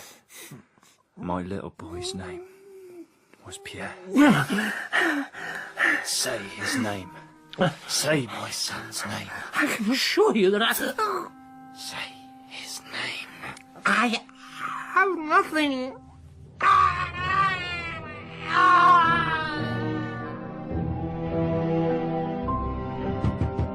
Monsieur Charles! Monsieur Charles! I found him, sir, this morning. Red sun streams in through the half-open window. What happened here? Murder, Monsieur Charles. Blood, it seems, will have blood. The knife. There's a message. A scrap of paper, letters scrawled in the darkness. Drive him fast to his tomb. Oh, God help us. Yes, my friend. God help us all. Mr. Carton, are we ready for work? And in the time it takes an eye to dim unto death, we are in London, at the offices of that lawyer of guile, Mr. Stryver. As ready as not, Stryver? In my good memory, read these and find me a strategy, if you will. Stryver may well once have had a Christian name, but now owns only to Mr., as it were waiting for the day he'll be on the bench as Lord Stryver. He's definitely a man on the rise. It's an interesting case, Stryver, but I do see a possible way through it. Good, man. Please prepare me a brief. For Wednesday? And just make sure the claret keeps flowing and you'll have it. You know, Carton, you're actually a better lawyer than I am. And not a better advocate, since you can hardly stay sober for... Well, I'd say you could do so much better for yourself. And say it in perfect safety, since you know very well, Stryver, that I don't give a damn for all that stuff. Yeah, I've often wondered, in the years we've known each other, is there anything you do give a damn for? Stryver, why this sudden fit of schoolgirl philosophy? Oh, well, well. Well, what? You're in love. You've smoked it as usual, Sydney. Who is to be the future Lady Stryver? The pretty witness. What? The picturesque doctor's daughter, Miss Lucie Manette. Miss Manette? Was she pretty? Oh, she was the admiration of the whole court. Really, Stryver, old man, whoever made the Bailey a judge of beauty. Oh, she was gold like the sun. Gold like a golden-haired doll. Nevertheless, I intend to have her. She will make an obedient and beautiful wife, and who could ask for more, eh? But will she have you, Stryver? Why would she not, old man? Why ever would she not? Sydney Carton in a hurry? What does this mean? Late for opening time? Whither bound, Sydney?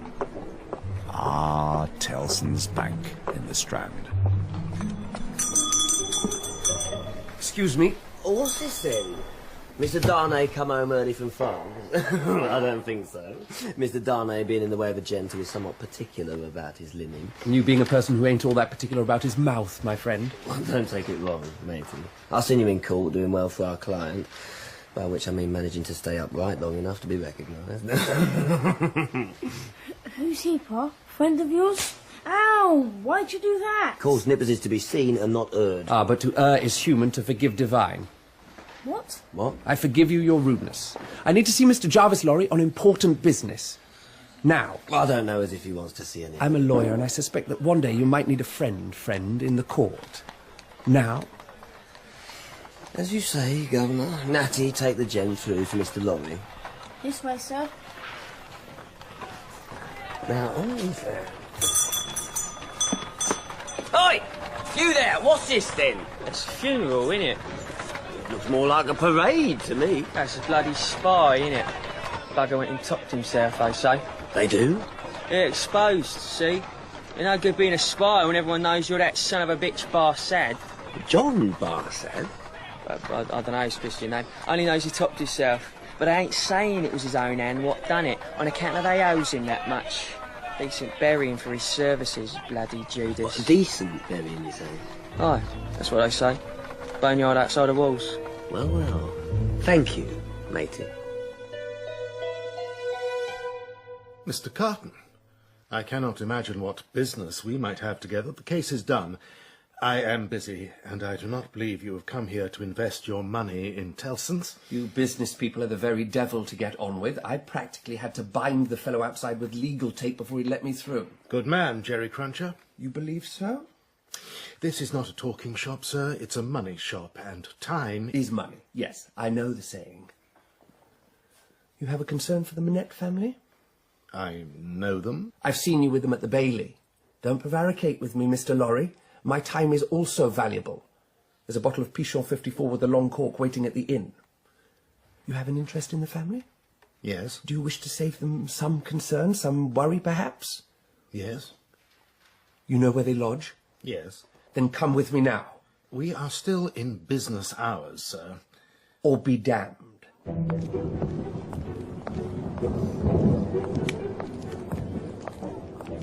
Why, Sydney, what do you do here? I happened to meet my friend Lorry. Of Tellson's Bank, you recall? I do. The memory of that day is pleasant indeed. A prelude, Sydney? Mr. Carton did take the liberty of mentioning your happy hopes, Mr. Stryver. As a friend of the family. Indeed, indeed. Your advice, sir, might prove invaluable if you care to share it. I do, sir. Though I fear in this matter, sir, great honour though it does you, and does Miss Manette, sir, that you will be too much. I'll be hanged if I know what you mean. Am I not eligible? Eligible, indeed. And prosperous and advancing? Indeed, indeed. Then what, I'd say, what is your meaning? I think I wouldn't, if I was you. Would you not, sir? Because, as I'm certain a gentleman of your perspicacity will see, to venture upon a course without hope of success... You foresee a problem? Possible embarrassment. You say embarrassment? You mean that Miss Manette might not appreciate? Might not, indeed. Is she a fool, then? Sir, I will not hear a word said against her, but a nod to the wise. As a businessman, if you were contemplating an investment, I would have to say, can't recommend a purchase. I see. If word got out on the circuit of a rejection... Quite. Exactly. Well, it looks like rain. I think I shall stroll down to Golden Square to the coffee house. Yes, sir. That's what I shall do. A pleasure to meet you again, Mr. Lorry. Do give my best wishes to your friends. Carton? Yes. You could have been a lawyer, Mr. Lorry. I have no taste for blood, sir. But I see in our walk we have ended up at our destination. And since we are here, perhaps in some small appreciation, I may invite you in. I'm sure Miss Manette will not mind. No, she is never to know. Well, that is understood, but there is no reason why she should not know Mr. Carton as one to whom she has every reason to feel grateful. No, I cannot. I am... Getting wet. Be practical, sir. Come into the dry. Besides, Miss Manette will offer us tea. The drink that refreshes but does not inebriate. How do you drink your tea, Mr. Carton? As seldom as possible. As it comes from the pump, pot, Miss Manette. Mr. Lorry, as usual?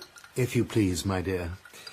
I met Mr. Carton on my way here. I hope you do not object to... Of course not.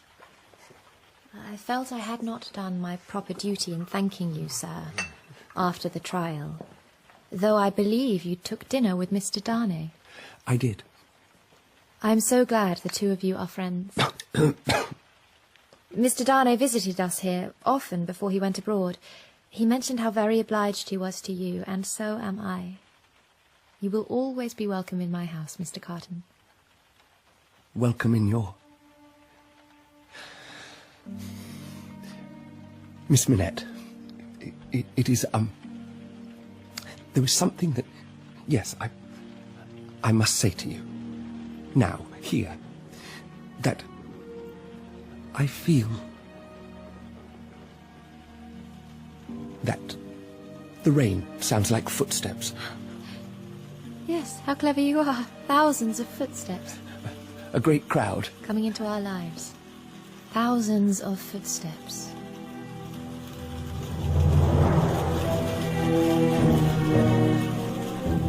In A Tale of Two Cities by Charles Dickens, Charles Darnay is played by Andrew Scott, the Marquis Saint-Evremond by Clive Merrison, and Lucie Manette by Lydia Wilson. Sydney Carton is Paul Reddy, Jarvis Lorry, Jonathan Coy, Defarge, James Lely, and Barsad, Gerard McDermott. Jerry is played by Carl Prekop, Mrs. Cruncher by Adjoa Ando, and Natty by Daniel Cooper. Charles Dickens is Robert Lindsay. Other parts are played by Adam Billington, Simon Bubb, Paul Moriarty, and Christopher Webster. The music is by Leonard Bush. A Tale of Two Cities is dramatised by Mike Walker and directed by Jeremy Mortimer and Jessica Dromgoole.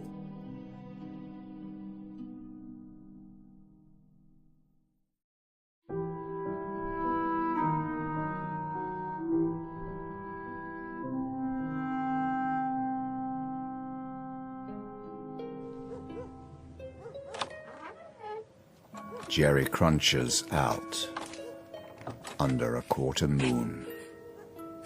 He carries a crowbar and rope wound around his body. He walks like a man up to no good at all. Natty Cruncher's out. Young Natty, who's been wondering for a while now what Dad does on those nights he ain't home in his bed.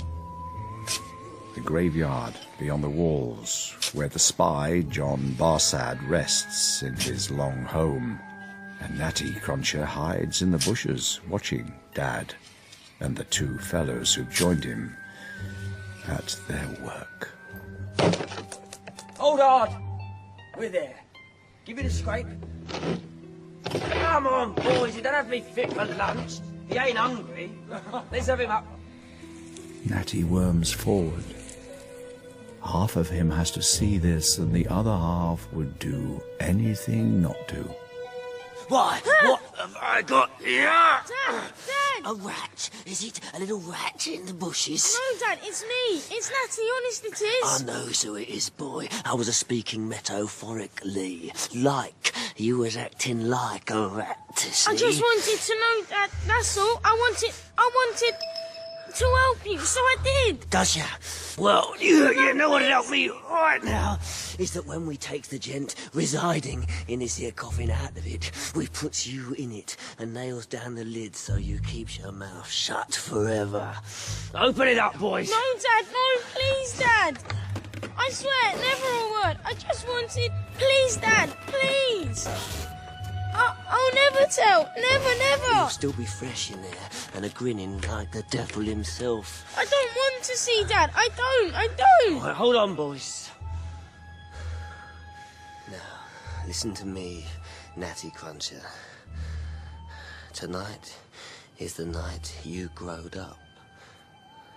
You're a man now and has to take this world like a man. You wants to help me in the resurrecting business? Yes, Dad. Because there's no backing out once you're in. Unlike the grave, eh, boys? I want to help you, Dad, honest. Well, honest ain't perhaps the word I'd use, but... straight. Are you straight, Natty Cruncher? I'm straight. Because there's good money to be made. Doctors will pay for fresh. And I like to say there's none fresher than Jerry Crunchers. And so, is it to be Cruncher and Son? It is, Dad. Cruncher and Son. Then stand straight and stare death in the face. Because we're all partners now. All right, boys. Well, I'll be double damned and dragged to hell. You cunning bastard. As Jerry swears at the untenanted coffin, as Mr. Charles Darnay visits Miss Lucie Manette. A great pleasure to both of them. Miss Manette, I hope I do not intrude. Mr. Darnay, of course you do not. You did say I should call when I pleased, Miss Manette. I am pleased, Mr. Darnay, that you are pleased. May I take the great liberty of calling I was you beginning to think you never would, Charles. Lucy? You are the most. As Mr. Sydney Carton visits his regrets via the bottle, then in that other city of Paris, a recently deceased gent in the import-export business visits a wine shop in pursuit of his business of importing and exporting information. Ah, good day to you, monsieur. Is it a good day? For a glass of cool wine, why not? They tell me you sell a very cool wine, my friend. But I'm no friend of yours, I believe. John Barsad, it seems, is in the freelance business these days, importing and exporting whatever he may find for whatever he may earn. That's good wine. Has the sun in it. Then I'll suggest you drink it, pay and go. Listen, Defarge. How do you know my name? It's my business to know names. Just as it's my business to know things that others don't know. And is it your business to take chances with your life? Oh, they come and go lives, like information. I hear, for instance, that you have an interest in the sad case of one Gaspard, who was lately found and executed for the act of killing the Marquis St. Evremond. You know of this? What do you know? I know the man Gaspard died for his act. I say you. I say he acted as a father might act when such a crime was committed by such a man as St. Evremond. Words are cheap. That is true. You are a philosopher. And as such, you will know that truth does not come for pennies. And sentiments like yours are written by children in their school books. Drink your wine. Dr Manette. The good doctor stayed here after he was released. So? His daughter and a fat businessman came to collect him some years ago. So? So you have not heard of them since? Or how they fare in London? Nor do we care to. If you have something to say it like an honest man. Even if it were to your advantage to know how it goes over there? How could that be? Place 20 francs between us on this table. I will tell you what I know. If you think it nothing, take your money back. If you think it worth something, then I will pick up that coin and you will have a friend in future. You're a fool if you think of that much money to waste. Look at this place. I would be a fool if I didn't know that you, Citizen Defarge, and you too, Madame, are part of a very secret organisation dedicated to the brotherhood of all men and the overthrow of... You have funds for this sort of... You know what you are feeling on the back of your neck at this moment? Do you think a knitting needle is merely a tool for making scarves and stockings? One push and the point will be deep in your brain. You will be dead before you can blink. And do you think the Evremond family is finished now, eh? That you have done your work? Think again.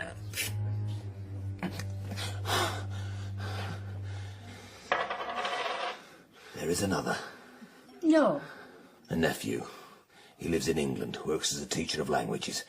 He goes under the name of Darnay. Oh, and he is every bit as arrogant and cold and cunning as his uncle. And he is courting, I hear, the lovely daughter of an old friend of yours, Dr Manette. What? Hardly credible, is it?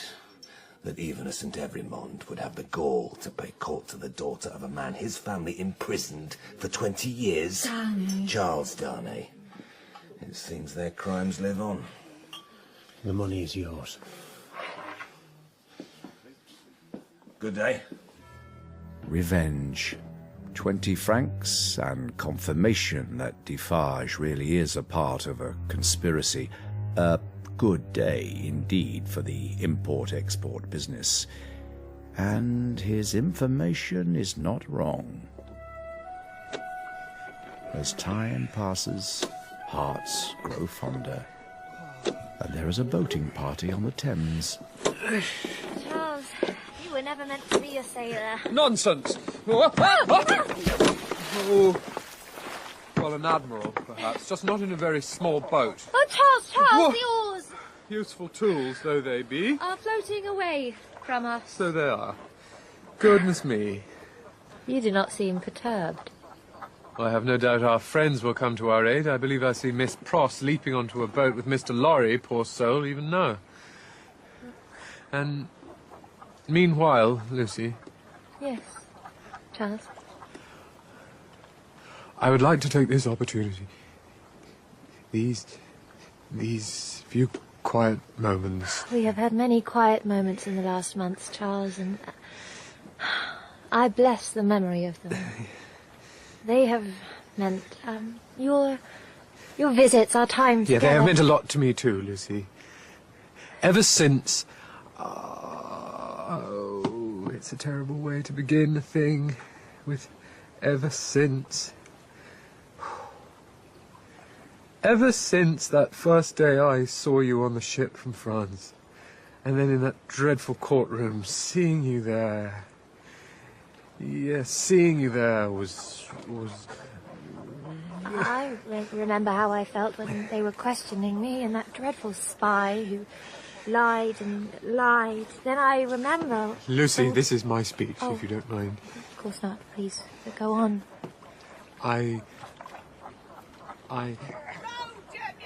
You see, ever since... You're not usually tongue-tied, Charles. Why, I remember when you started visiting after the trial, we could hardly stop you talking. Poor old Pross would be glaring in through the door, and Father would be yawning away, and you just went on. Such wonderful stories, and I was always so... but of course, you must say...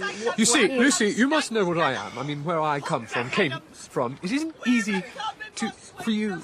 All the times we've spent together, times that for me have meant more than other times we have not been together. Oh, that is sad stuff. I want my words to fly like eagles, and yet they straggle like chickens. Our friends would have you know? rescued us soon, Charles. What I'm trying to say, Lucy, I'm in my way. No, in any way, I have. Yes, Charles. With all my heart, I will be your wife. That is what you are going to ask, isn't it? Oh, my dear love. I am so happy. I am so happy. This is the best day of my life. Whoa! Laurie! Pross! My friends! Oh, wonderful news! Whoa. We are to be married! We are to be married! Oh! Lucy, my love. Oh! I give you joy of it, Charles! Propose it to my lady bed of the river. Why, it's no better than a sailor's promise. Not to mention that the Thames is no better than a sewer. Come to think of it, it is a sewer. What? I am so happy I can kiss you here and now!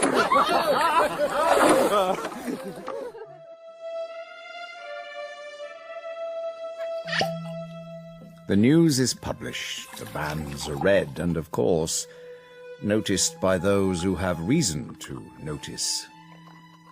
In a shabby room in the temple, A once promising lawyer peers into the mirror of his glass. My witness, I believe. Splendid. Now, Mr. Carton. I am at your service. Indeed, sir. I believe you're at the service of any man who can provide a bottle. There are worse things to work for. And better. Mr. Carton, 3 months ago, on hearing an article of news, I believe you took steps to ensure that certain events did not, as a consequence, occur. Am I right? I did my best to ensure Stryver didn't deliver his offer of marriage to Miss Manette, yes. Why? I thought it an unsuitable offer. For him or for her? For her, of course. Thank you.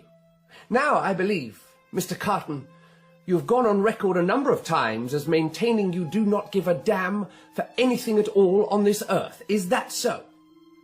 Answer clearly so the jury can hear. I have. Then why?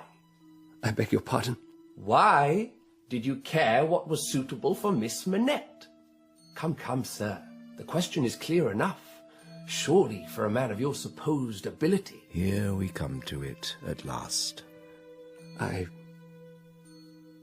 Stryver is... We are not talking about Mr. Stryver. We are talking about Lucie Manette. I did not. She is... A golden-haired doll, did you not call her once? I ask you again. Why do you care? Because she is worth something. Even you must be able to see that. Laurie, the businessman, cares about profit and loss, ledgers, but she's changed him. Mr. Laurie has a connection with her father, Dr. Manette. You do not. You merely happen to look almost exactly like the man she's going to marry. Stop it. That's enough. This is a court of law. It's no place for stop it, that's enough. Here, sir, our job is to come at the truth. Root it out wherever it hides. Now, you say she changes people. Do you not mean she changed you? Clearly, please. He pauses for a long, long moment, then... Yes, I do. Do you not mean she made you care about her? Yes, I do. So you have feelings for her? Yes, I do. Would the witness go as far as to admit that he loves her? Yes, I do. And does the witness have any idea how ridiculous a spectacle he is making of himself? Yes, I do. And is he aware that had he given a damn, had he tried to work to achieve something, anything, in this world, rather than surrender himself to a repulsive course of weak-minded self-pity and drink, that had he made one jot of effort, he might have stood beside Miss Manette as her husband and lover? Do you have anything at all to say, Mr. Carton? Anything? Nothing? Then it is nothing. And dawns the wedding day, and all is... Careful in the kitchen, you lubbers. Don't you be denting the dishes, or I'll have your gizzards for garters. Oh, good day, Miss Pross. Why, you're looking quite flustered, Miss Pross. Oh, that ain't the half of it. Getting married is no joke, I can tell you. What, you were married yourself, Miss Pross? Wouldn't catch Pross being legs in a bed for no belly ruffian. I was talking... figuratively of Miss Lucie. Ah, my ladybird, my sweetness. To think all those years ago when I brought that tiny baby to these shores. Such a baby. Such years. To come to such a day as this. Miss Pross, is that a tear I see in your eye? Pross, don't cry. If anyone here has dog soup in the eye, it's you. I, my dear Pross, shed a tear. Why, such a thing from a 30-year man at Tellson Bank was never heard of in this world. Lend us the white, will you? Silver needs a polish. And who would blame you, Cully, considering the gift you gave them? Why, more silver plates and knives and forks than I ever saw in my whole It's life. a small enough thing. But it does make me think, dear Pross, that there might have been a Mrs. Lorry these 40 years almost. May I... Never in this world. You was born to bachelor's hall, so you was. And... Oh, my sweetness. Give me the wipe. Don't you look a picture? Oh, Pros, dear Pros. Now, don't you cry, Pros. Pros, don't cry. Well, you'll start me. My lord. Lucie Manette, what a day this is. I never had a daughter, but if I did... You have better. You have me. And I shall always... Hold the waterfall, sweetness. You don't want a damp corsage, now do you? Here, have a blow on this. Yes. Yes, indeed. But some tears are worth shedding. True, my dear. Charles Darnay is a lucky man. Is he still with Father? They locked themselves away half an hour ago, I hope. Don't you fret. Nothing is going to... What is it? Oh, nothing, Ross, nothing at all. I'm sure it was only a young man talking with his future father-in-law, no more than that. Advice, encouragement. They stand, the three of them, waiting as Charles Darnay and Dr Manette come out from their shuttered room. Father. The doctor is pale as a new tombstone, and his face has about as much expression as does the slab. Charles Darnay, too. If he's pulled any renegado moves, I'll have his pea go out by the roots, so I will. Is still as laying water, and as deep. And they all five stand caught in silence, caught out of time and place. My dear child, why so sad? This is the happiest day of our lives. Eh, Charles? Sir, it is the very happiest. Stand to, Jack Adams. Well, so it is. Pross, a bumper for all. We'll drink a toast and then it's off to the church. My friends, take your glasses. I say a toast to Mr. and Mrs. Charles Darnay. Mr. and Mrs. Charles Darnay. And God bless all who's sailing her. Who gives this woman? I do. It is a quiet service, a small group. And after, as they stand in the sunshine, waiting for the coach that will bear Mr. and Mrs. Darnay away on their honeymoon, a figure watches from the churchyard. A figure who might almost be standing beside the radiant bride, instead of standing in shadow, watching, feeling. No pain now? No, of course, no pain. For he cares not one damn for anything in this old, cold world of ours. Father, be well. Be safe. I love you. Go, my dears. Go and be happy. God bless you, Ladybird. Goodbye, sir. Goodbye, Laurie. Ross, take care of the doctor. God bless you both. Well, they're fairly away now. Aye. First stop, Fumbler's Hall. Here. What about the doctor, then? What are you saying, Pross? You got ogles in your head. After he come out of that room, he was looking just about like the mopus he was when he come out that room in France. And he ain't looking much better now. I was always concerned at the effect the marriage might have on him, but there's something else here. Aye. Something Mr. Charles Crapo said to him in that room. Something that... changed him. Manette, my friend, do you go home with Pross, and I will call by later. We'll have supper, eh? Two old fellows together. I must go by the bank first. Some business.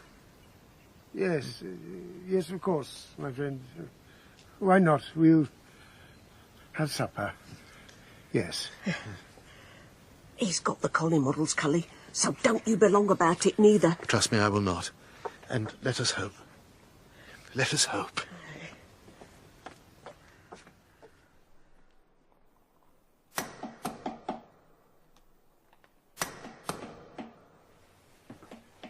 How long? Since we come back. He went up to the attic, I waits down here and... 4 hours. Give or take. God help us. I wish we'd thrown the bloody bench and the tools out too, Cully. Have you been in? Of course I've been in. Does he know you? What he knows right now, apart from bloody shoes, ain't no more than 3 skips of a louse. Nothing. Are you sure, Pross? You think I'd lie with the lad here about that? No, of course not. I'm sorry. Pross, no one must know, especially not Lucie and Charles. I'm no gooseberry. Not a word I'll say. Keep him close, right? And pray he comes out of it before they come home. You reckon he will? We can only wait and pray that he does.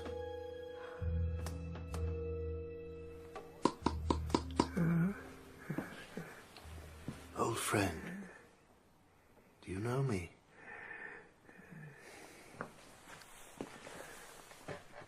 Look at me. In the light here. Manette.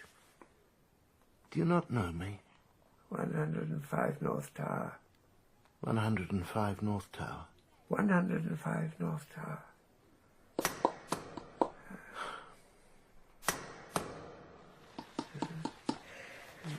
Come along now. You must eat something. Can't be making them shoes without you eat something. It is a young lady's walking shoe. I should have finished it long ago. Then you'll need your soup, won't you? So be a good gentleman and let Pross spoon it in.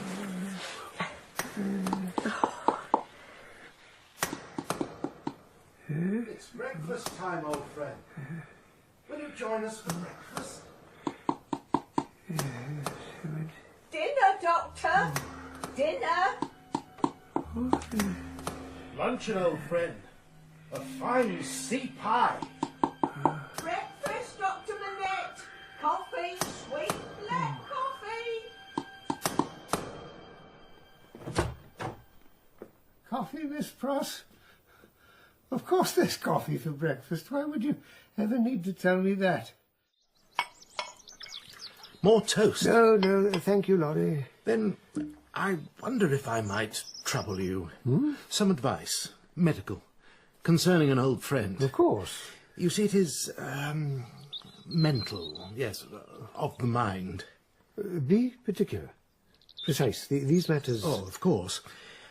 It is the case of a shock under which the sufferer was borne down for, well, I think he cannot say for how long, you see.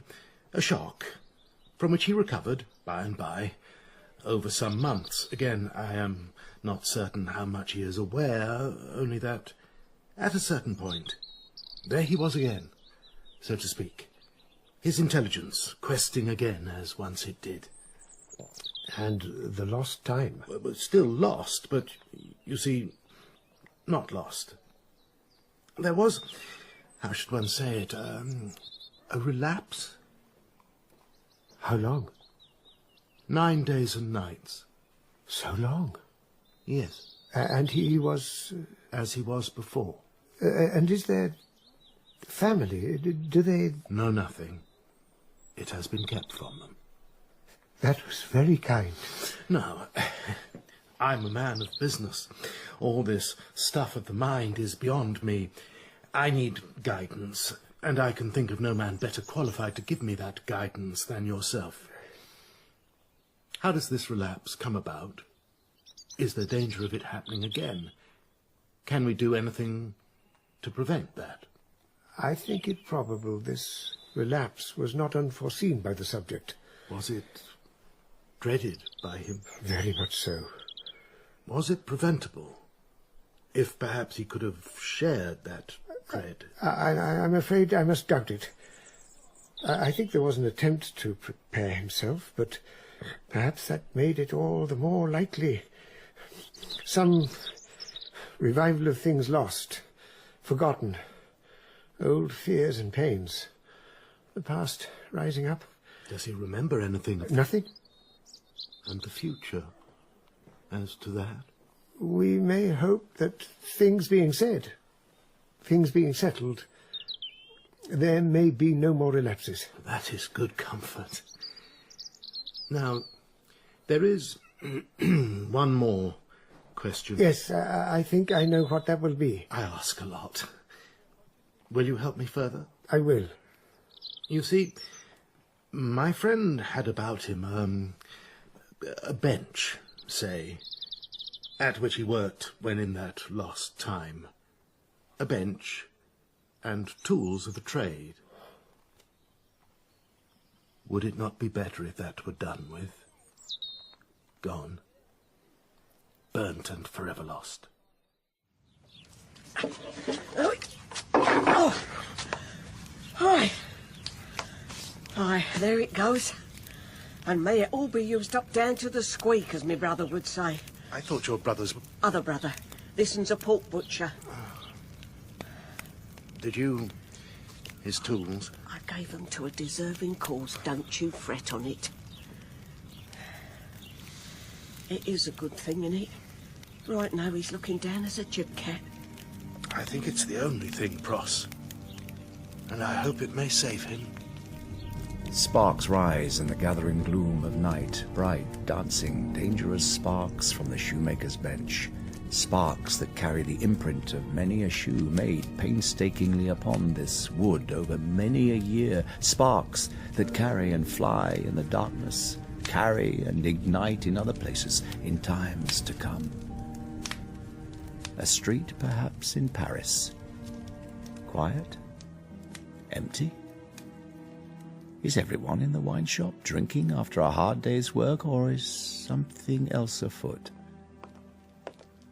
Footsteps of a man, of a woman, husband and wife, walking with a purpose, walking towards something, walking away from something. Years of oppression, of cruelty, of unbearable taxation, years of being under the heel. Now they are walking. Two more. And two more, walking towards something, a symbol of all that has weighed down on them these centuries, towards a prison, a great dull stone face closed against the world of light and life, a cold, damned world of darkness that has clamped bands of iron round the hopes and dreams of France. But not this night. This night, as more and more walk with their torches held high, lights streams out upon this vast organ of undiscriminating pain and punishment. Men, women, children, dozens, hundreds, now thousands walking, serious intent on serious business, ready to tear the dark, secret heart of the old order apart with their own bare hands.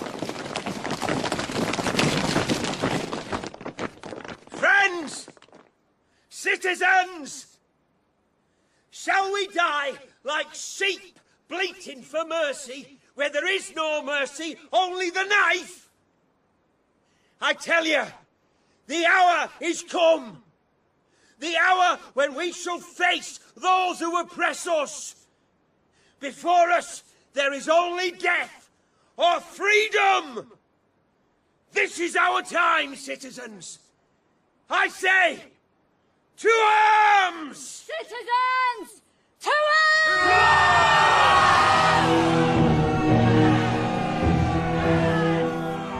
Such is the colour of hope. Nothing can stand against the storm of history coming down upon this night.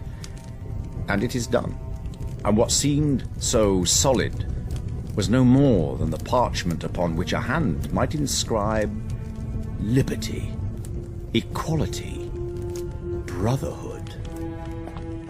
You work here? You a warder? Yes. 105, North Tower. I don't understand. Cell number 105 in the North Tower. It is quite clear, is it not? Yes. Yes, citizen. Yes. Then take us there, citizen. Of course. Come. Oh, I don't know, Therese. Should we be wasting our time with this? There are more important things to be done. I hear they found the magistrate, Foulon. He told the starving to eat grass. Now he will answer for it. He'll hang. They'll all hang. I want to be there to see his face. Our comrades will do the job. The vengeance. That woman has been waiting as long as we have, as long as France for her time. They will not escape. But this one may if we do not act. This one in particular? You have to ask. No, but I'm concerned, Therese. What we're doing is about far more than us. It's about strength, equality and justice. Up here, citizens. And do all of these not begin in the unjust suffering of one? Defarge, if everything we are doing here is not about you and me and our children and brothers and sisters and fathers and mothers and friends, then it is about nothing. Look at me. Look into my face. Remember the girl you found. Remember what she had seen and suffered. Remember the old man, your friend. Remember what he had seen and suffered. Is that to be given away for a slogan? Citizens, we are almost there. Please.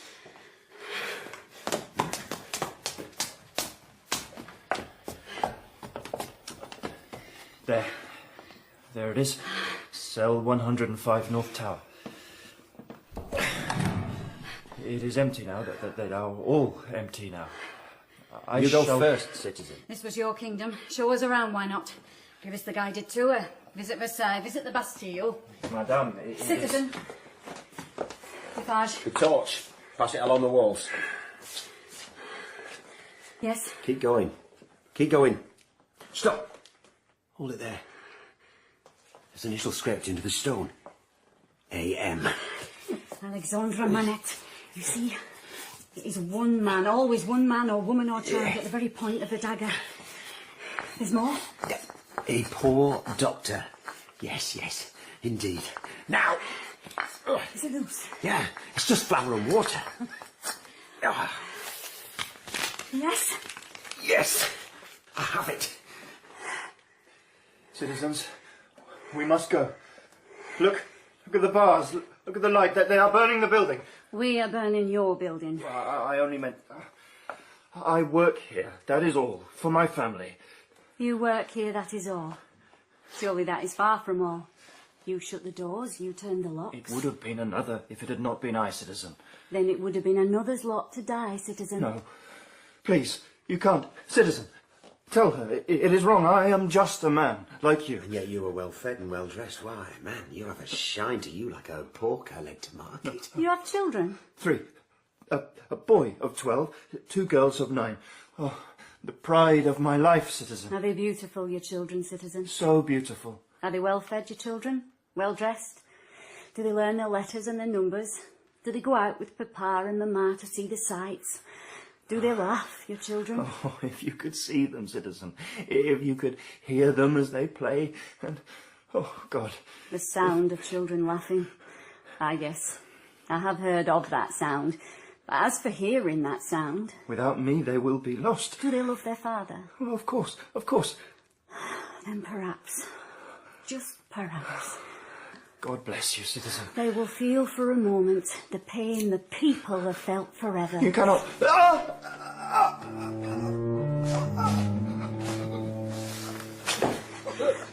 You are dying, citizen.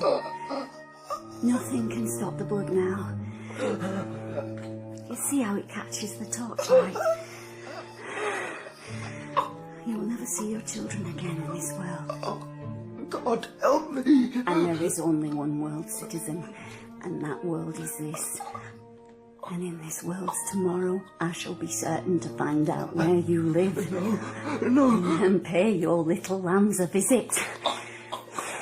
And believe me, there will be blood.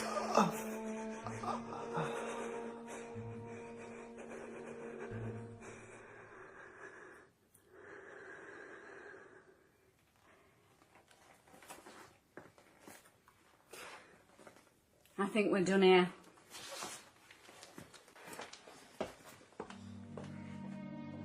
And yet men and women must sleep and eat and go to their homes and sit and talk amongst themselves. Poor suppers, perhaps, and poor homes.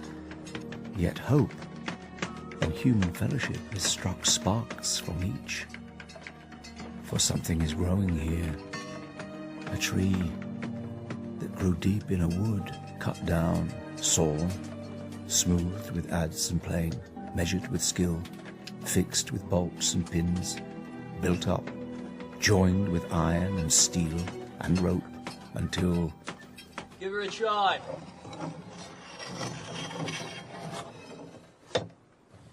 Let her go. Let her go. That's it then. She goes. I'll lay the guillotine. And in the wine shop...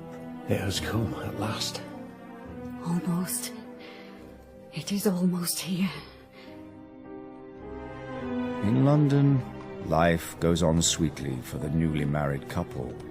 It is almost as if nothing could disturb the balance of their days. Except perhaps the footsteps of the future.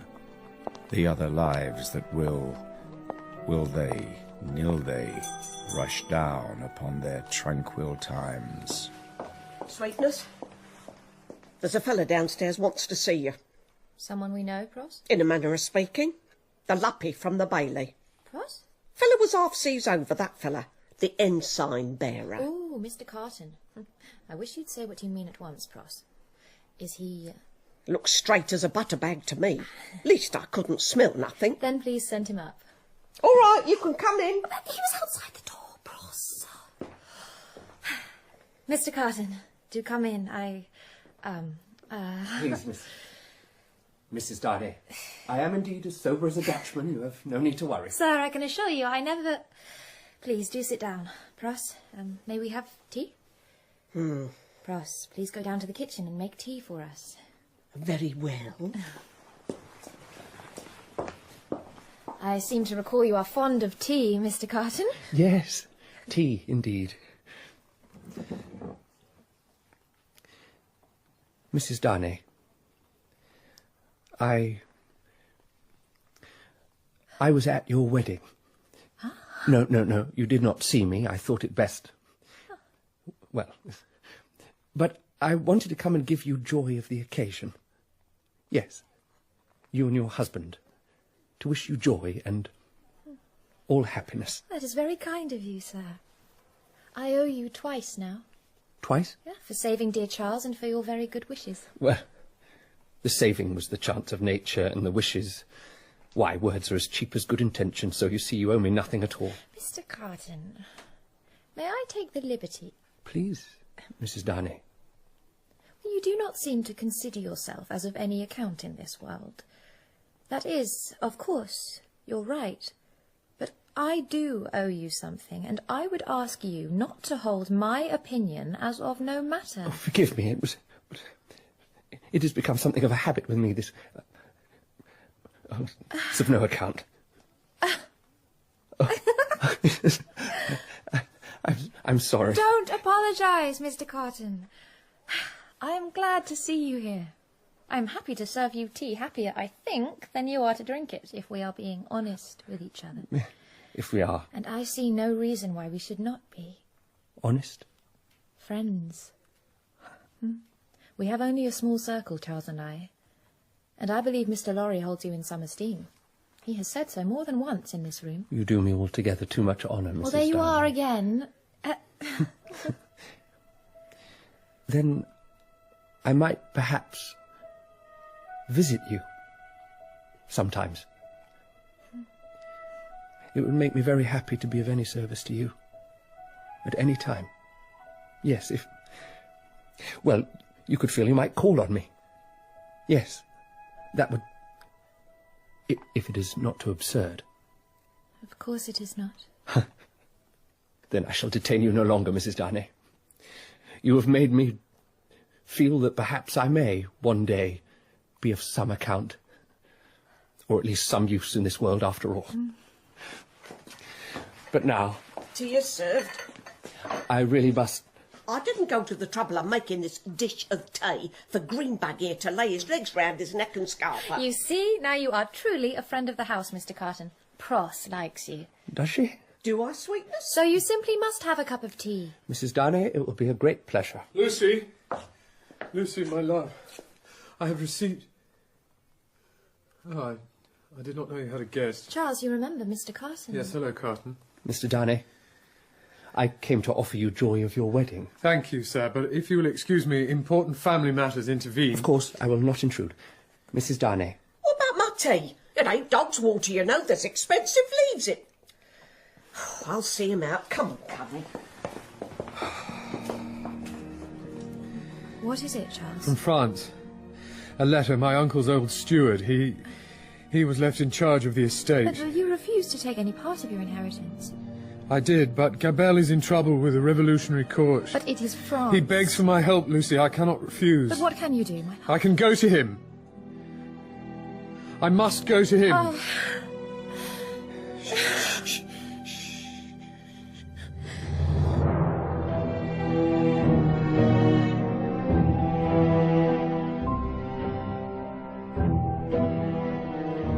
In A Tale of Two Cities by Charles Dickens, Lucie is played by Lydia Wilson, Carton by Paul Reddy, Charles Darnay by Andrew Scott, Miss Pross by Alison Steadman, Dr Manette by Carl Johnson, and Jarvis Lorry by Jonathan Coy. Defarge is James Lely, Madame Defarge, Tracy Wiles, Jerry, Carl Prekop, Natty, Daniel Cooper, and Barsad, Gerard McDermott. Charles Dickens is Robert Lindsay, and other parts are played by Adam Billington and Simon Bubb. The music is by Leonard Bush. A Tale of Two Cities is dramatised by Mike Walker and directed by Jeremy Mortimer and Jessica Dromgoole.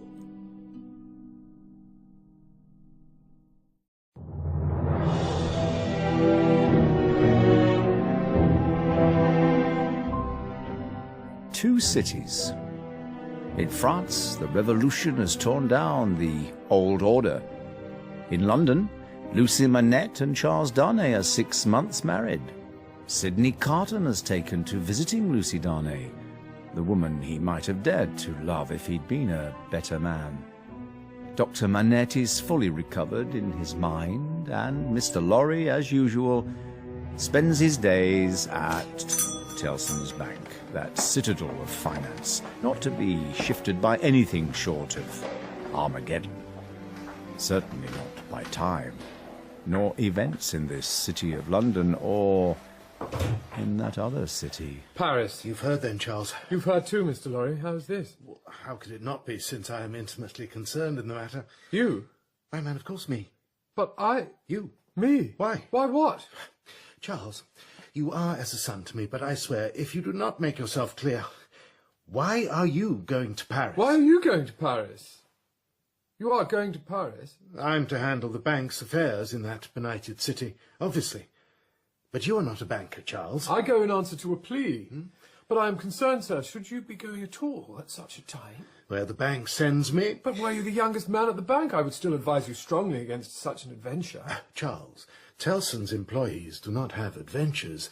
Adventures are frowned upon at Tellson's.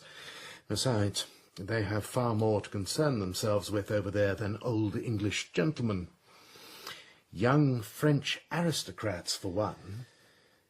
What is this plea? My uncle's old steward, Gabelle.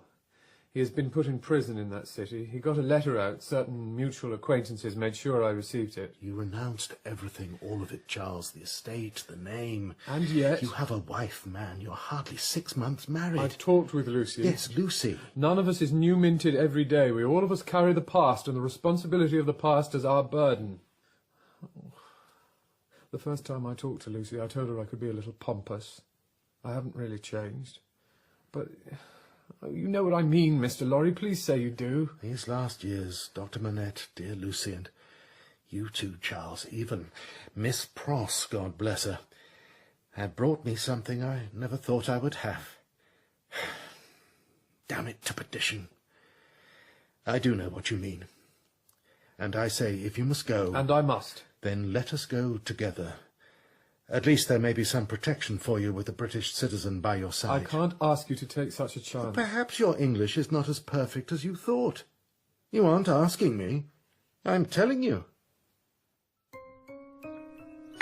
He is to go. We have a date for the trial, and he is set upon it, Mr. Carton. A matter of honour, he says, and... who are we to say different?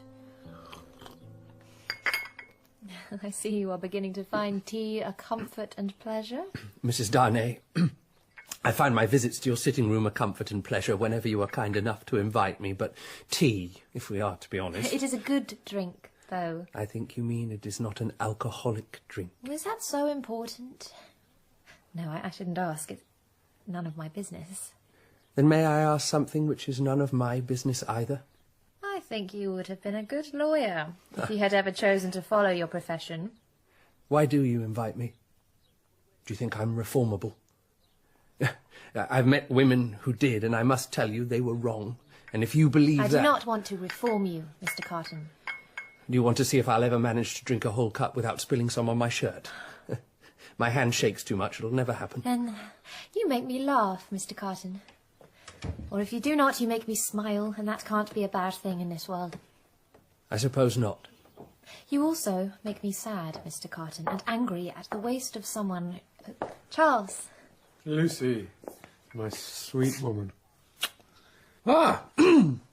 Carton, here you are, indulging your passion for tea. A great English invention, Darnay.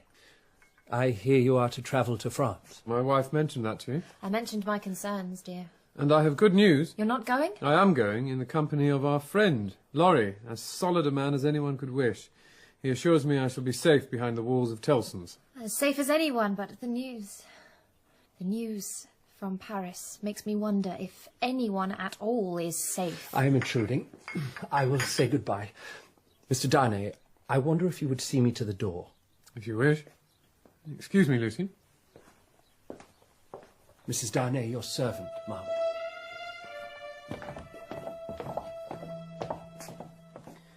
Darnay, you may remember a certain occasion a year ago when I was drunk in your company. Yes, I do recall that day. And I'm aware that I owe you a debt for what went before. If not for... the fact I couldn't hold my drink. I have no doubt you can hold your drink, Carton. After all, you've had enough practice. And I've no doubt that drunk or sober, you say exactly what you intend to say. You do not like me, I see. I'm not so clever as you, but I'm not a fool, and I see what I see. You can't believe. I believe you are an honourable man in these matters. Then believe this, Darnay. If I can be of any use to Mrs. Darnay or yourself, call on me. Well, I can't imagine... You are going into the arena and it is full of wild animals. You don't negotiate with lions. Well, if the need should arise, I'm not your Mr. Lorry, but... Goodbye, Darnay.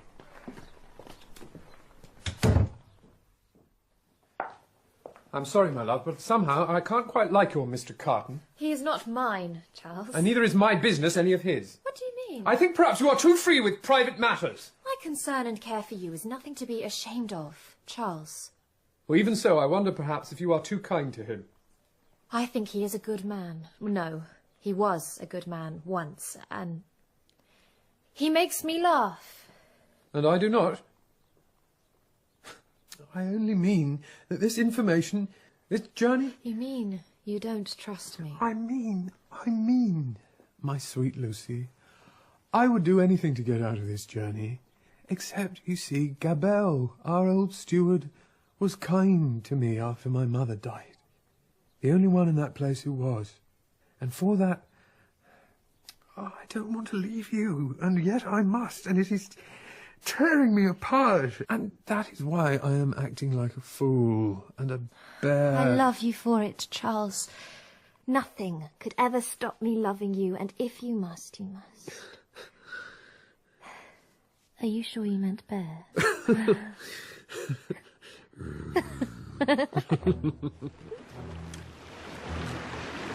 Very little to be said for the sea, in my opinion. It's taking me home, and yet it's taking me from home. Can you see the harbour? Does it look any different? Your eyes are better than mine. Too long in the counting house. Different flags flying. It's hard to know. We'll know soon enough.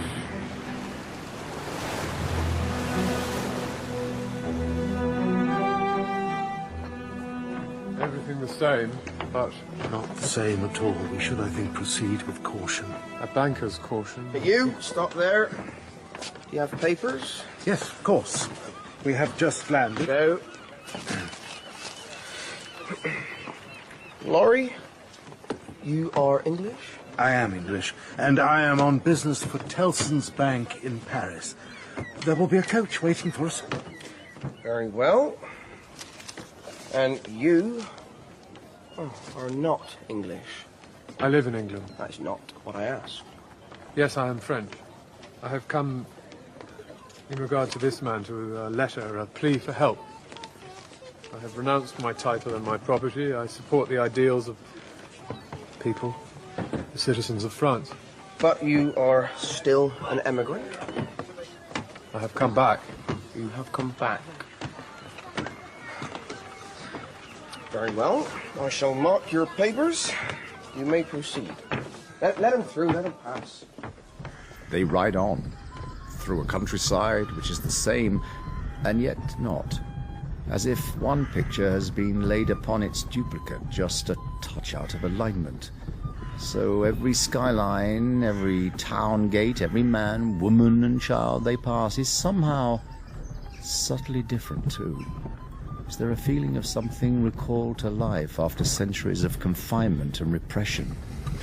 I've made this journey 20 times in my life, but I thought that when I came to fetch my old friend, to recall him to life, it would be the last.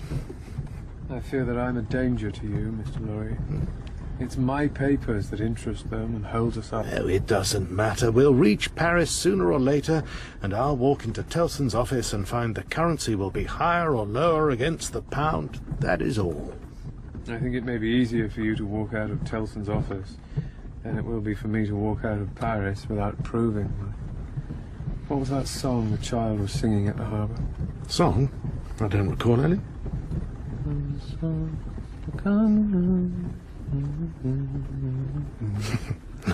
I don't recall. Some child's ditty. Nothing much. Nothing much.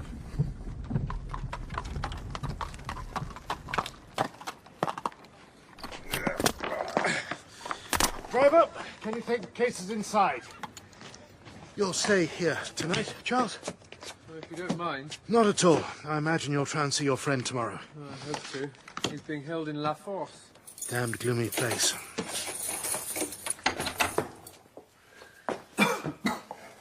Oh, musty. Damp. Hasn't been opened since the first days of the revolution. Our clerks are waiting at home for my word. We'll have things up and going in no time. You know, this is my old kingdom. Before? Before. I suggest we see if any of the rooms on the top floor are habitable, then go and get ourselves a good supper. Tomorrow we start work. What is that damn noise? Breaks your nerves. Can you see?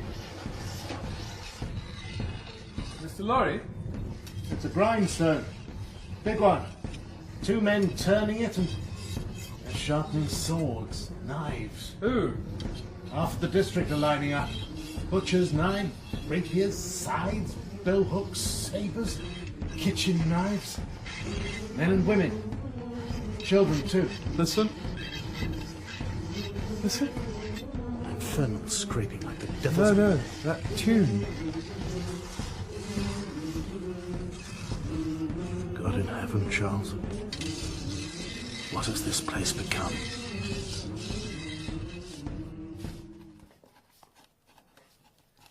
Excuse me, citizen.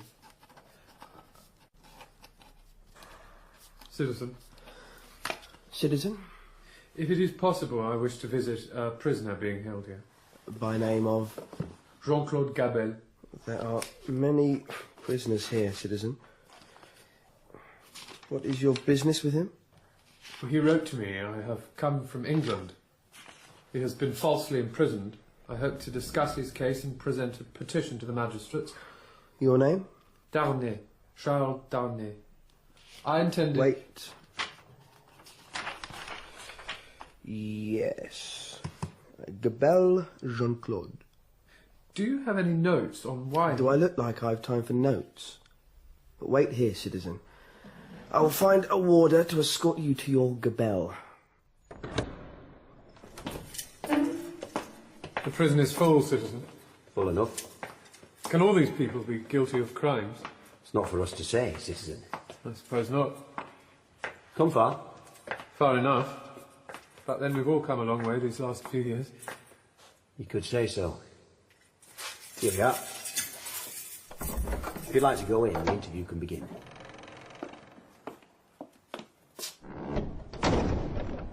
What is this?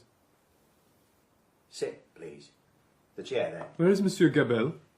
I was supposed to see... Gabelle is dead. What do you say? We shall now begin the interview. You don't understand. I understand that you have entered the Republic under an assumed name. Please sit down. I can call for help. It would be neither dignified nor comfortable for you if I were to do so. There must be some mistake. Well, if I've heard that once these last months, I've heard it 1,000 times. Sit down. There was a letter. I have it here. And now you are here. Who sent the letter? Was it a trap? Look, send word to Tellson's Bank. The manager there can vouch for me. I travelled with... Ah! Answer the questions. Do not volunteer information. Do you understand? Do you understand? Yes. Are you travelling with papers which give your name as Charles Darnay? Yes, but you see... Ah! What's your age? 32. Married? Yes. Where married? In England. Wife's name? Lucie Darnay. Wife's maiden name? Why on... Lucie Manette. Her father's name? Manette, also. Your father's name? You know my father's Your name. father's name? Etienne Louis-France, Marquis Saint-Evremonde. Your uncle's name? Donation Alphonse François Marquis Saint-Evremonde. Your name? Charles Etienne France Marquis Saint-Evremonde. Charles Etienne France, Marquis Saint-Evremonde. You are consigned to the prison of La Force until such time as you are summoned before the Committee of Public Safety to answer for the crimes of your class. That is insane. I rejected my class.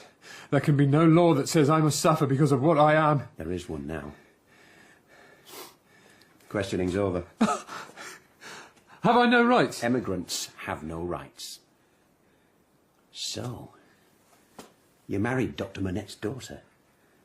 What, do you know the doctor? I know him well. My name is Defarge. Lucy came to your shop to fetch her father. You were a friend. You have no friends here, Evremonde. I came with Mr. Jarvis Lorry. You must remember him. Of course. But he has come to Paris. He is the new manager at Tellson's. For pity's sake, at least tell him I am here. Can you do that? I will do nothing for you. My duty is to the Republic and the people.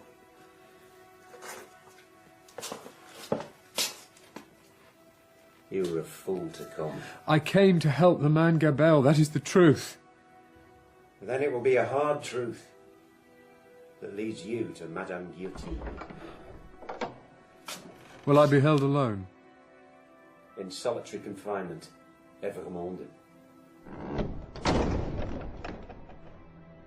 He thinks, this prisoner of La Force, that he is as one dead. And he stands, motionless for an hour, 2 hours. Then, as if coming to himself, he walks 5 paces. Turn. 4.5 paces. Turn. 5 paces. Turn. 4.5 paces. Turn. He made shoes. 5 paces. Turn. He made shoes. 4.5 paces. Turn. He made shoes. 5 paces. He made shoes. Turn. He made shoes. 4.5 paces. Turn. And in another city, another dawn. Hold up, Angelos!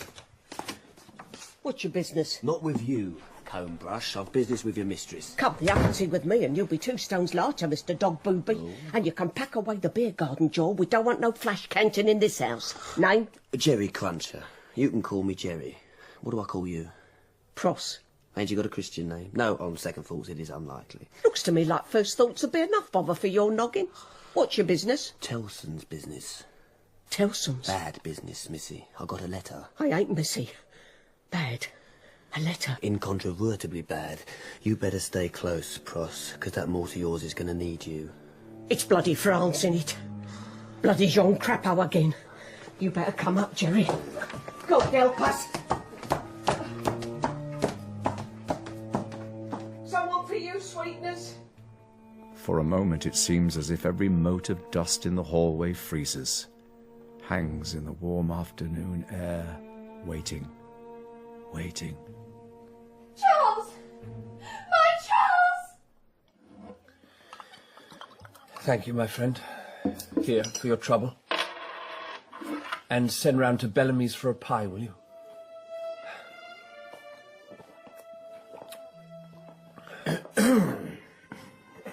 I know you, I think. You do, Mr. Carton. Drink? No, I got one. Do you mind if I sit? It's Tellson's man, yes? My own man, but I works for the bank. I'm a messenger. You have a message.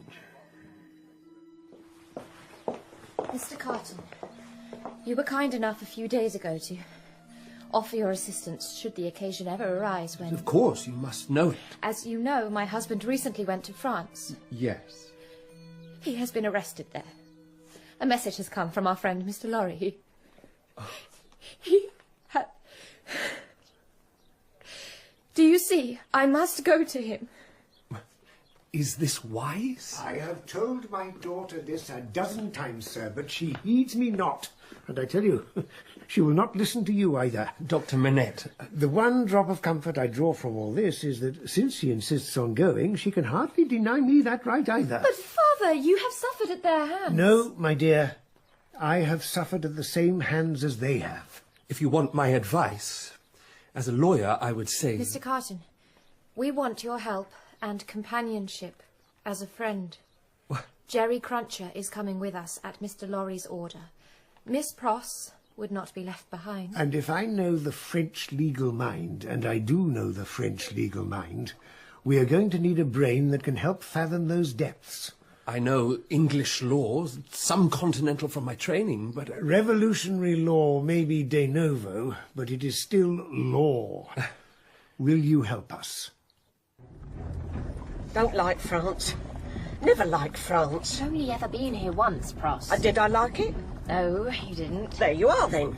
I think she has you there, Lucy. Are we slowing down? Bloody French nags, no puff in them. I think it's another checkpoint. Ain't they got nothing better to do than bother honest travellers? Here we go again. Bayonets and bonnets. Time to do your stuff, Doctor. Do you think Jerry and Mr. Carton are all right travelling on top? Don't know about Jerry, but it suits Mr. Bang in the eye. Jerry? No. I prefer to keep my head clear when I'm like to lose it any bloody moment. Of the revolution, present your papers. Yes, citizen. Here, take them. Manette. I know the name. From the Bastille. You escaped. I was there for 20 years, citizen. But now I am free. Now we're all free. Citizen, is there anything we can do to aid your journey? An escort? Food? Wine? A bottle up here, please, citizen. It is your friend? My friend.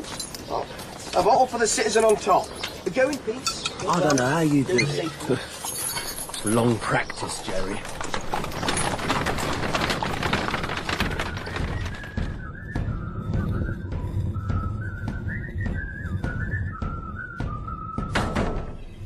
Mr. Lorry. You should not have come, Lucy. Enough of that, Jack Adams. We're here now. Jerry, is the door secure? Tight as a lawyer's fist, Mr. Lorry.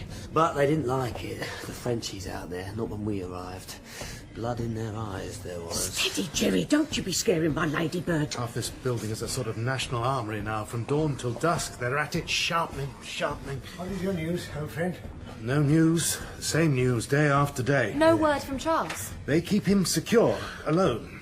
I've tried, Lord, how I've tried, but I cannot force a chink in their wall. And yet we must. Well, surely if I go to them, they will let me see him. They have not been bred to mercy and compassion, Lucy. Poverty and suffering do not on the whole breed nobility. Laurie, do you happen to have anything to drink about the place? I think better with a glass in my hand. Tellson's has a famous cellar, but will brandy do for now? Famously, thank you. There is not, I take it, quite anarchy in the streets? No. Order of a sort. The Committee of Public Safety, half a dozen citizens' militias, various parties in contention, the Girondins, the Jacobins. It's hard to tell. And then there's the crowd. Not anarchy, but sometimes close to it.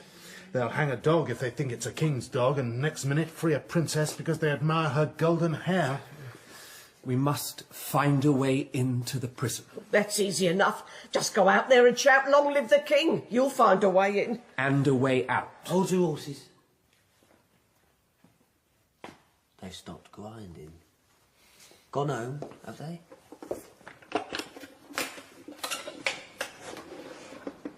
No. They're out there, just standing, looking at the building. Do you have any arms, Laurie? A few muskets, but no, nothing. We must go. Lucy, Miss Pross, Doctor, take them out through the rear and we shall try and stop the crowd. Unlock the door, Mr. Cruncher. Manette, what are you doing, man? He's gone mad again. You can't go out there, sir. You're wrong. I'm the only one who can. You can't milk that pigeon. Ain't to be done. Of course. The Bastille prisoner. Do you see, Laurie? My God, Manette, you might do it. Father, what are you saying? Speak to them. Ask them to escort you to La Force. Find out the charges. Anything you can discover, Doctor, may be a help. I can do it. I will do it. Then I will come with you, Father. Over my dead body, sweetness. It must be me. Everything I suffered then will be to my credit now. Well, what if they don't know you? What if this is another lot? A stupid lot? I mean, they don't look like scholars. Mr. Laurie. Unlock the door, Jerry. Rather you than me, Pilgrim.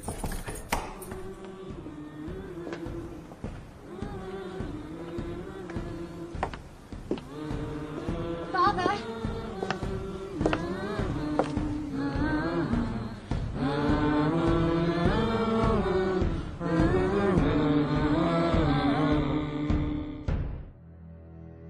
Night and darkness, but no sleep for any of them. Carton? Over here. Jerry said you were on the roof. As good a place as any to enjoy the night. Is there any news? Nothing. Drink? Not for me. I have to work in the morning. The office is busy. Money is never overthrown in this world. Do you believe there is another? Oddly, yes. I have no evidence as to its nature, but if it's anything like this one, it's no great shakes.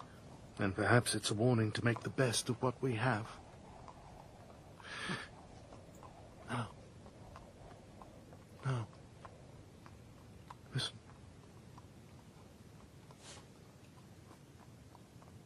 What am I hearing? It's what you're not hearing. The church bells of Paris striking their hours. They've all been silenced by the voice of reason, or melted down to make cannon for the revolution. Dance, dance the Carmagnola, and make the roar, and make the roar. Dance, dance the Carmagnola, and we'll make the cannon roar.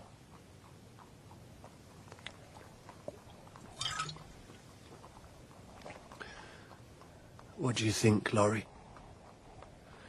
You know France, the city, as it was and as it is. Will we save him? If love can save him, then Lucy will do it. And if it can't?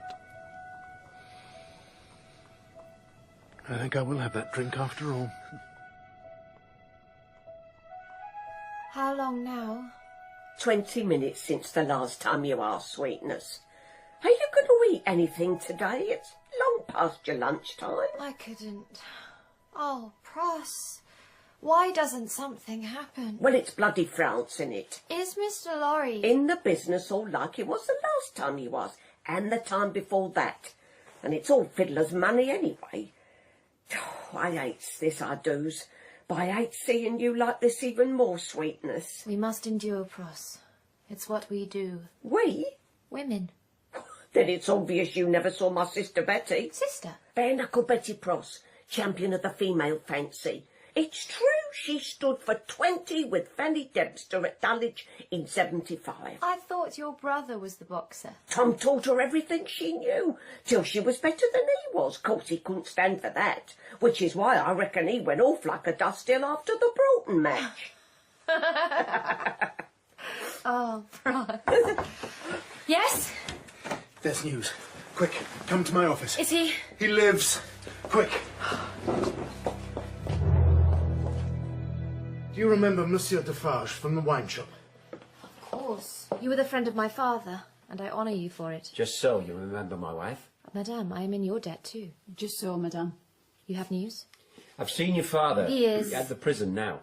When he found they had no doctor, he offered his service to all who needed him. I'm glad to see him recovered. He is why I'm here. He asked me to bring a note from your husband to this place. I would not have done so for any other man. Here is the note, Madame Lucie. Oh, come. You should not cry. Your husband is alive. He has his health. I cry from happiness. Oh, bless you. Bless you, madame. His wife blesses you 100 times. Oh.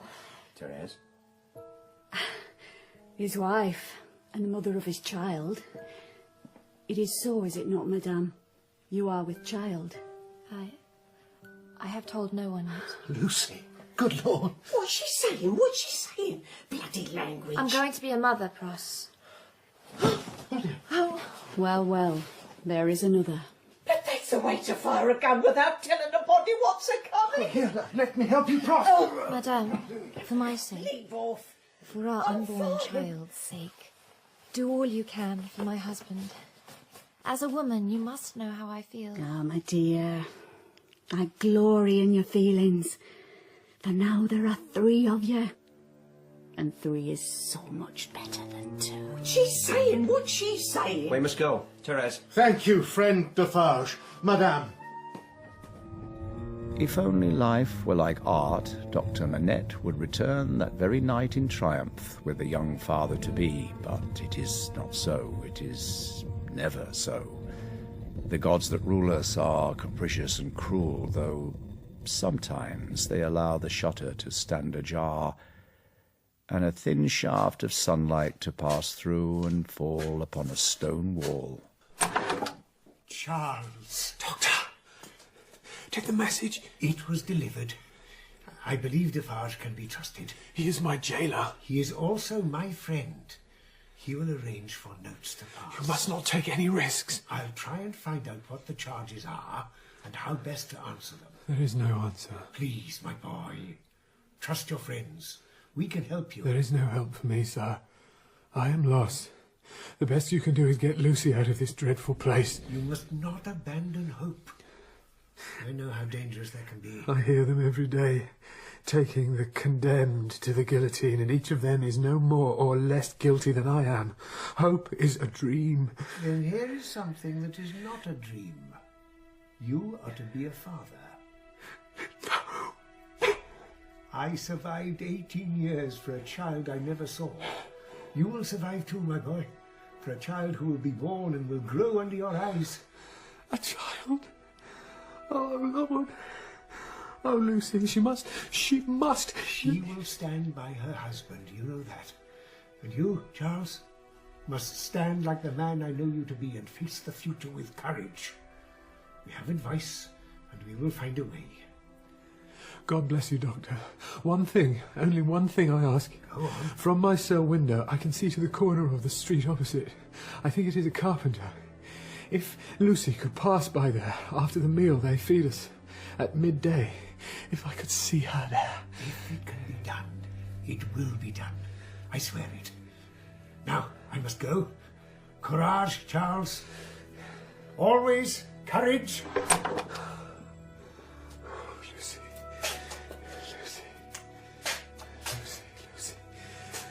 child. Together we can hope again. And stand against this world. You are sure this is how the charge will be framed? It is. I have seen the notes, hasty as they are. These courts are getting through 100 cases a day. There's no justice to be seen, other than the justice of the mob. I fear for the consequences. Gentlemen, our job is not to regret the situation, it's to use it somehow to our advantage. God knows how. We'll find a way. It is vital, in the meantime, that our friend keep his spirits up. I have a feeling that his manner, his spirit, will be decisive in this case. I have asked my daughter to walk every day in a certain place under a certain window. She will not see him, but he may see her. Will she be safe? With Jerry to watch over her, as safe as she can be. So, let's get to work. Pour the wine, will you, Laurie, old man? I think better. Yeah, with a full glass in your hand.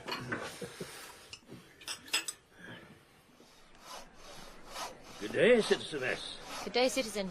Walking here again, citizeness. As you see. You like this place?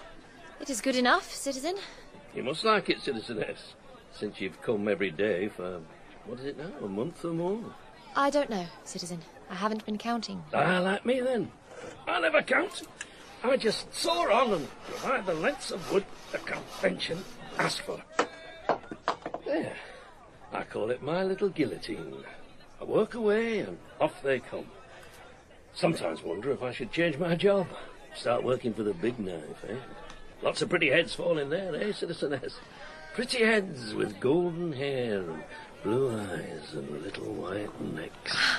You know, they say you can still see for 10 seconds after the cut, when the executioner looks into your eyes, eh? Not upsetting you, am I, my pretty? Not anymore. Hey, Jerry, you should not. Put him down, please. With pleasure. There will be trouble. I must walk here, and now he'll make... This is your last walk. Mr. Lorry told me to tell you it's tomorrow. They try him tomorrow. First thing. Every way seems blocked to us. There's no consistency here. Only the mob. Then ex facie, the mob must be consistent. What are you saying, Carton? It was under our noses all along. You told us yourself, Doctor, the law can't save him. But you can. Because you are what the law is about. Redress for a nation's wrongs. Your story, your person, your white hair, everything about you says France and revolution as much as Marianne, with her spear and her cap on the barricades of liberty. That is your job at tomorrow's tribunal. Will you be with us in court? No. An English lawyer and a stranger is the last thing you need. From here on, it's all up to you, gentlemen.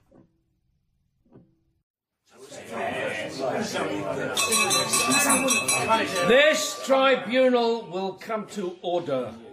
May I remind you, citizens, of the principle under which we sit. If the spring of popular government in time of peace is virtue, the springs of popular government in a revolution are at once virtue and terror. Virtue, without which terror is fatal. Terror, without which virtue is powerless. We will proceed to the first case. Charles St. Evremond, called Darnay. Stand and face your accusers. Yes, who are my accusers? Where are they? The people of France! What is the accusation? That, as an emigre, your life is forfeit to the Republic under the decree dated 19 Thermidor, year 1 of the Revolution. Yes. All immigrants are banished from this Republic under pain of death. Yes. I must point out with respect that this law was passed by the Convention after I arrived in France. It is of no matter. How can that be? It is not natural justice, I say. You might equally ask, how can this court of the people be? Your natural justice, St. Evremond, kept those very people ground into the dirt for centuries. But we have risen, thrown off the chains of tyranny. We have achieved the impossible, and nothing is beyond us now. Not so good, my friend. Mr. Carton said it would be so. It is only a marker. Now How do you answer the charge, Saint Evremond? I am not guilty.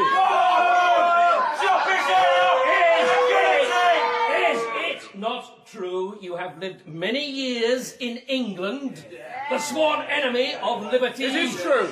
Then how are you not an emigrant? Not within the sense and spirit of the law. How so? Because I voluntarily relinquished a title, Saint Evremond, that was shameful in my eyes, and gave up the property and the income before the law was passed. It was my own desire, as it was my desire to live in England and earn my bread there, and not in any way live off the overburdened citizens of France. But you married in England? Yes, to a French woman. By birth? Yes. Her name and family? Here we go. Lucie Manette, daughter of Dr Manette, once the Bastille prisoner, now the good physician of La Force, who is known by many in this courtroom, who has worked with the sick of this city without stinting his time or his effort. Why did you return to France? To try and save the life of a citizen. It could not be done. But even so, surely it is no crime under this great republic to help a brother in need. Can anyone support your story? The same good Dr Manette. Oh, yes. Citizen Doctor, will you stand before the committee? I will. Citizens, please. Citizens, please do not interrupt the process. We have a heavy schedule.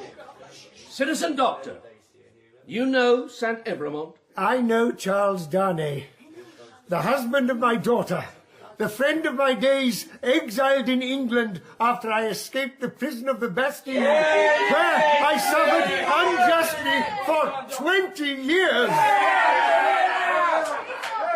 He was tried for his life by the English courts as a supporter of the American Revolution. Here are the records of that very trial when perfidious England tried to destroy a friend of freedom.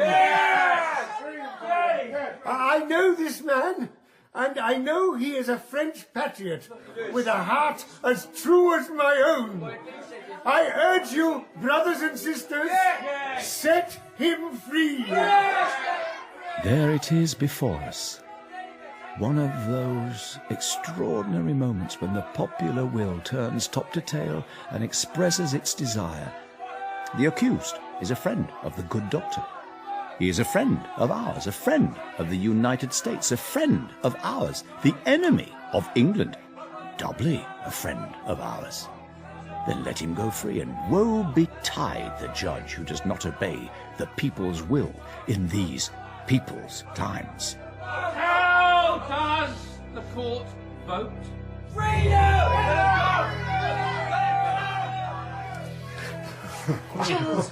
Charles, my dear love. Oh, I missed you. Our baby. Our baby. Oh, I'm so happy. So happy, Father. Father, you saved him. So you gave me hope, you gave me faith, and now you have given me life again. I did what I could. But I could not have done it without our friends. Mr. Lorry, I am forever in your debt. Oh. Where is Mr. Carton? He should be here. Carton? Here? I think he's swallowed the hair sweetness. What? He's mould, floating his boat in 10-gallon and Mr. Lorry's fine French vinegar. Well, I say good luck. Jerry? I don't know. I'll get this. I don't get it. Oh, I know. Defarge, madame. Defarge? Madame, what do you do here? Come in. You're welcome. Without your help... Doctor, you must stand back. Mr. Lorry, too. What did you say? I have a warrant for the arrest of Charles Saint Evremond, also known as Darnay. New evidence has... No, it cannot be. Doctor, I'm sorry, but I must obey the Republic, as must we all. The warrant... New evidence... New evidence has arisen. 2 witnesses have come forward to denounce Saint Evremond and call upon him to answer for an ancient and monstrous crime. This is wrong. You cannot. What are they saying? What's happening? Who are these witnesses? What do they say? I am the first. The other is a secret witness. His evidence will be revealed in court. Saint Evremond, will you come with us voluntarily? Or do we have to drag you back to your prison? You knew, damn you, woman. You knew this all the time. It was a game for you. Until now. But now, Marquis Saint-Evremonde, the game is over, and all accounts are to be finally settled.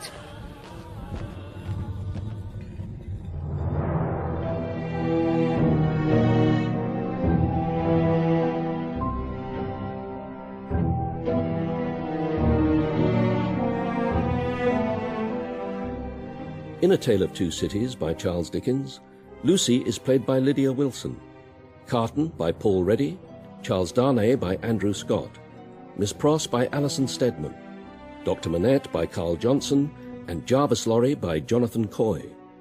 Defarge is James Lely, Madame Defarge, Tracy Wiles, and Jerry, Carl Prekop. Charles Dickens is Robert Lindsay, and other parts are played by Adam Billington, Paul Moriarty, and Ricky Lawton. The music is by Leonard Bush. A Tale of Two Cities is dramatised by Mike Walker and directed by Jeremy Mortimer and Jessica Drumgoole.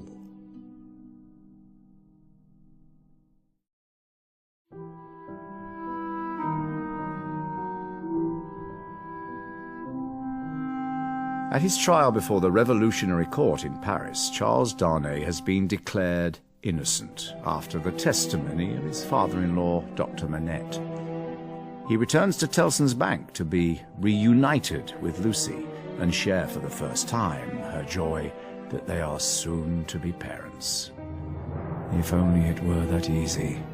New evidence has arisen. 2 witnesses have come forward to denounce Saint-Evremonde, and the tribunal calls upon him to answer for an ancient and monstrous crime. He is to be rearrested. No! A vast change has come about, sweeping millions along in its wake. Does the individual human heart have any meaning here now? The great forces of history are churning. I'll tell you, Jerry. Jerry, are you listening to me? And yet bread must be bought and eaten, wine and water drunk. Life, tiny, ordinary, amazing life must go on. What I was saying is, I ain't so much as seen the dog's portion of a decent vegetable in this city, never mind a lump in Pennyworth. I mean, what is that? I believe that is an artichoke. That is not a Jerusalem, Mr. Tripes and Trillybubs. A Jerusalem is like a potato what gives you the wombles, and it... Cross, no need to take on. Solomon! Solomon? Jerusalem? You ain't turning red letter religious, are you? Solomon! Solomon, wait! Jerry, follow him! Catch him! The woman's running mad. Cross! Cross! Oh, is that coffee, Laurie, old man? It is. Then for the love of all the gods, pour me one. You found nothing? Where there's no charge, there can be no defence. No hint of... The new witnesses, not a thing. Friend Manette has tried to see Defarge 12 times, but he's not to be found. Away on business of the revolution in Toulon. His place on the local committee taken by his wife. That woman scares me, Carton. I've observed her on the committee. She's driven by a great vision, terrible, but also magnificent in her way. You've been to the committee? Oh, yes. I've been everywhere in the last days. I am the English observer. I've become well known around the streets and, should I say, the bars of Paris. I'm writing a book on the revolution. Are you? No. But it allows me to see how the ground lies, what faction is holding power today, if there is any chink to be found in the walls that surround Darnay. Pray to God there is. That's a strange remark from a banker. I have become, over these years, a somewhat strange banker, Carton.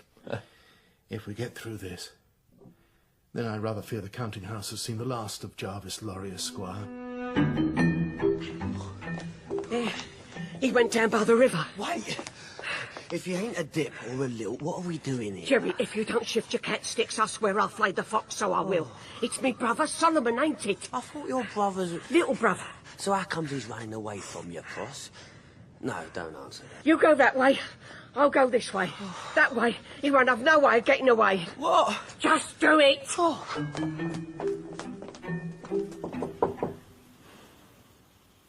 Yes? I have some soup, my dear. You should eat. I keep seeing her eyes. Father, that woman, when she looked at Charles and then she looked at me, so much hate.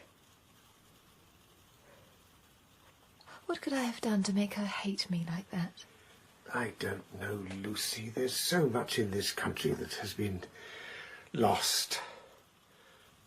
Do you remember in London, before all of this, when it rained and rained, and I thought it sounded like footsteps. The footsteps of all the people who would come into our lives and destroy us.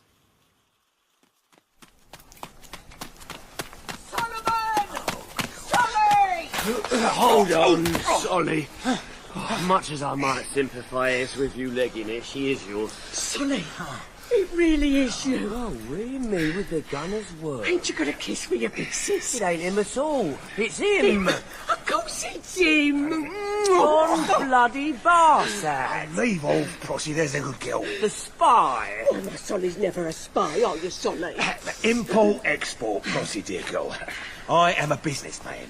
Now, it's lovely to clap me glazes on you and all, but I must be... Stupid if you reckons I'm walking out of this one without an explanation. Oh, put my brother down at once. No, I'll tell you just where I'll put him down, Prossie, dear girl. What's this, Jerry? Found it under a bridge with the other rats, Mr. Lorry. Well, I'll be damned. You probably will be, but if you was to tell the Duke of Limbs here to let me go, you might get some time off in purgatory. Yeah, leave him be, Jerry. And you can tell us why you brought him here. Well, don't you recognise him, Mr. Lorry? Mr. Carton? Import, export? Ah, Jerry, yes, indeed I do. Surely not. But that fellow, what was his name? John Barsad. At least that was his nom de betrayal, as it were. No. That dog hanged himself shortly after the Old Bailey trial. It was in the newspaper. It might have been in the newspaper, but he wasn't in his coffin. No way, was he? Rocks and gravel, that's what was... Jerry. Mr. Lorry is... whilst you gents are settling this slightly awkward question, I'll just stay... No! Put. You have been using Tellson's bank as a blind for the resurrection businessman. I trusted you. No, I never betrayed that trust, Mr. Lorry. It's against the law. It's grave robbing. For God's sake, Jerry Cruncher, you dishonoured the company, the reputation of the House of Tellson. If you'll give me leave to say two things... I don't see why I shouldn't tell you to get out and never show your face here again. Perhaps, Lorry, because Jerry might be a useful man to have around the way things are going? All right, then. Speak. The one is, Tellson's might be ashamed of me, but they ain't ashamed to be bankers for most of the doctors and surgeons who buy the bodies I resurrect. He has you there. And the other is, I know this means me and Tellson's have to part ways. I'll only ask you to take my boy, Natty, in my place. He's a good lad who probably deserves better than he's got. Do that, and by God, Jerry Cruncher will stand by you to the end. Very well, Jerry. We'll see what happens. No more words, but actions. Yeah. And you can start with our friend here. Let's see what he's carrying. If nothing else, these revolutionaries love paperwork, so we ought to find something useful. Jerry? No, don't let him... Here. Drink this. It'll help. Is that any better? Oh, my head. What happened? Jerry Cruncher happened. A bit over-anxious to prove his newfound loyalty. Keep your eyes shut, the headache will go. Trust me, I'm an expert. This is kidnapping. This is Paris in the Revolution. Do you know how many people die every day on the guillotine? Well, yes, of course, you probably do know, don't you? Do you want Jerry to help your memory? Tell him to leave me alone. Then you'd better talk to me. We looked through your papers. You've free entry to La Force prison. You have a pass to anywhere you might want to go in the city under the authority of the Committee of Public Safety. You're a spy for the Jacobins. It's no crime, they're the government. How do you think they'd react to statements signed by myself and Mr. Jarvis Lorry, a well-known English banker, that you were a spy in British government pay? You've no proof. They're executing people because their grandfathers were cooks who worked for some minor aristocrat 20 years ago. My friend, suspicion will do it. And it will do for you. You help me, or you're a dead man. How do I know I can trust you? Your sister Pross is held in great affection by Lucie Darnay. I would not wish to do anything to hurt either of them any further. They are your guarantee. As long as they're alive and free, so are you. First time I saw you back in the Old Bailey, I thought, this man is going to cause me trouble. All right, it's a deal. But when we're done, we're done. Agreed. How's your head? It seems fine now. Told you so.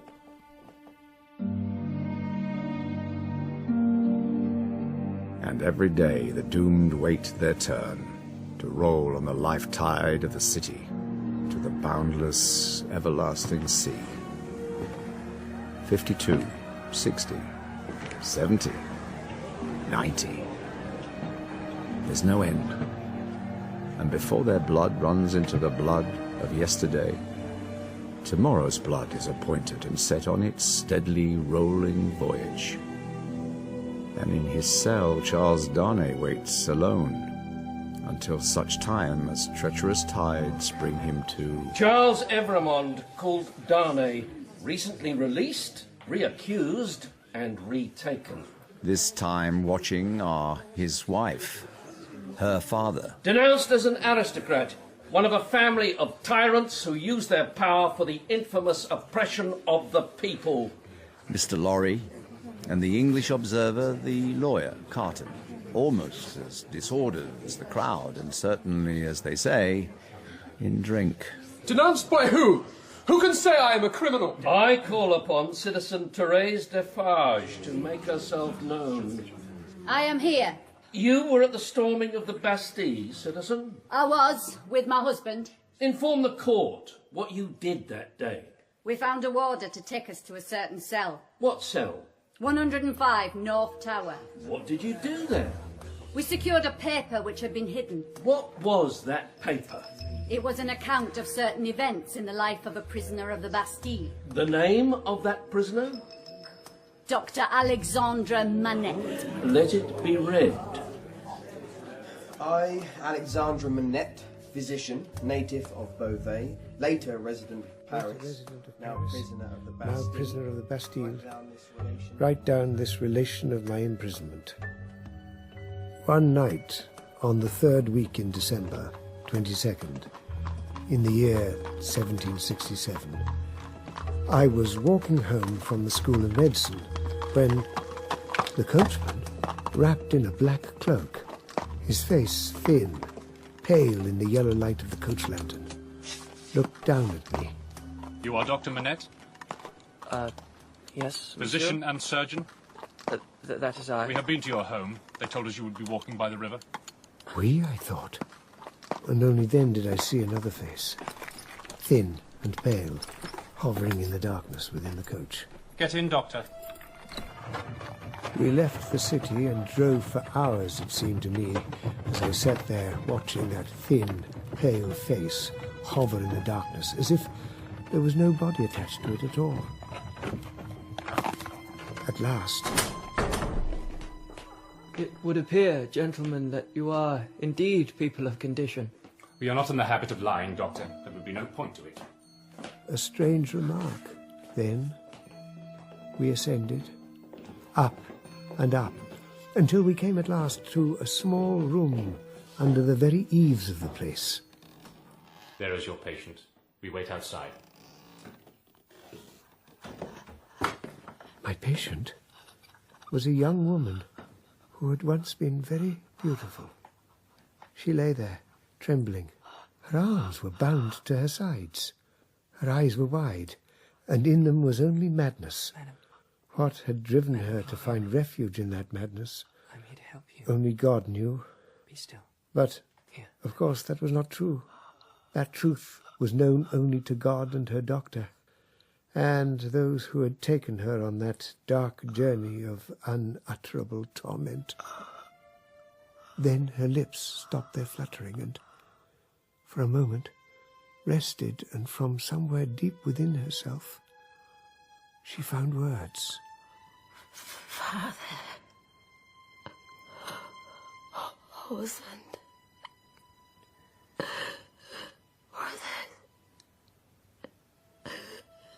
Sister. All dead. Let it be known.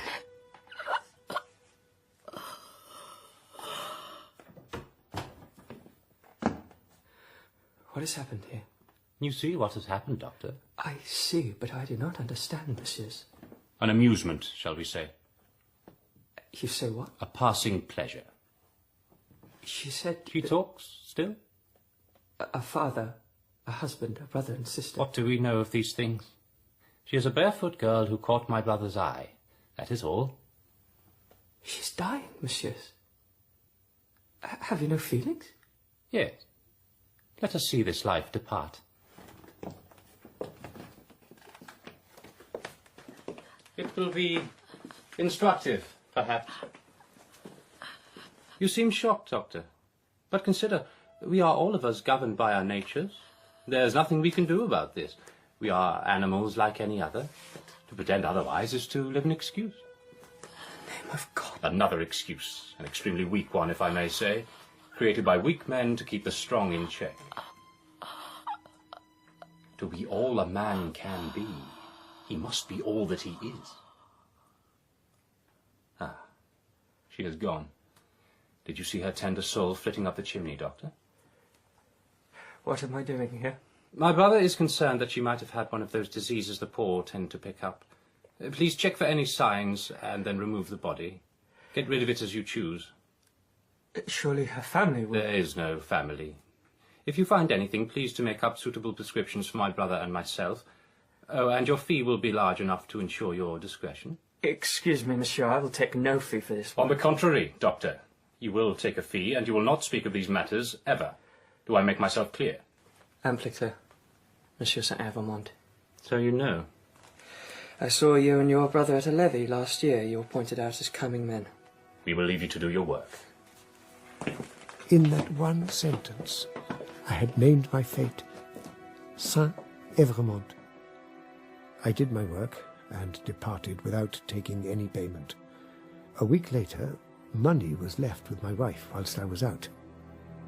What was I to do? I returned the money by messenger to the brothers St. Evremond. The next night, as I walked home from the institute... Doctor, quickly, an urgent case in the Rue Saint-Omer. What do you mean? I do not...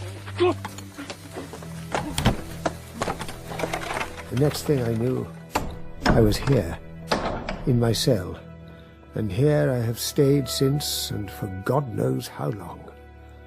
I am Alexander Manette, once doctor, now prisoner of the Bastille.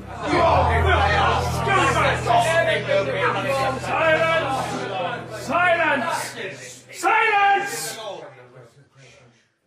Therese Defarge, is that the document you found? It is. Do you have anything to add to the facts in the case of Charles St. Evremond, called Darnay? I do.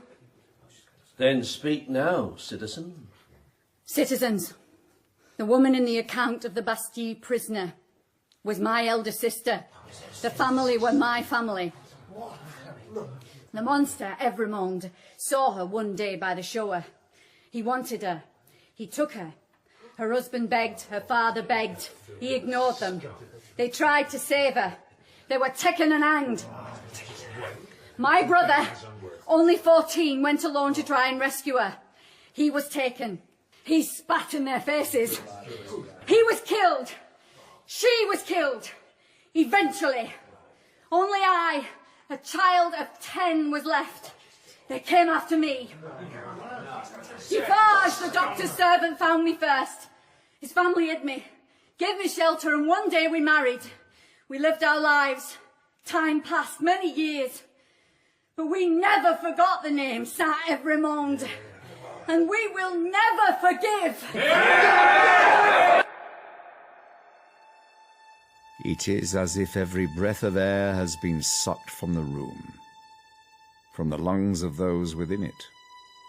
A dreadful and awesome silence encloses all as the President turns to the committee, and one after the other they intone, like the bell strokes of pure reason and terror, Guilty! guilty, Guilty! guilty, Guilty! guilty, Guilty!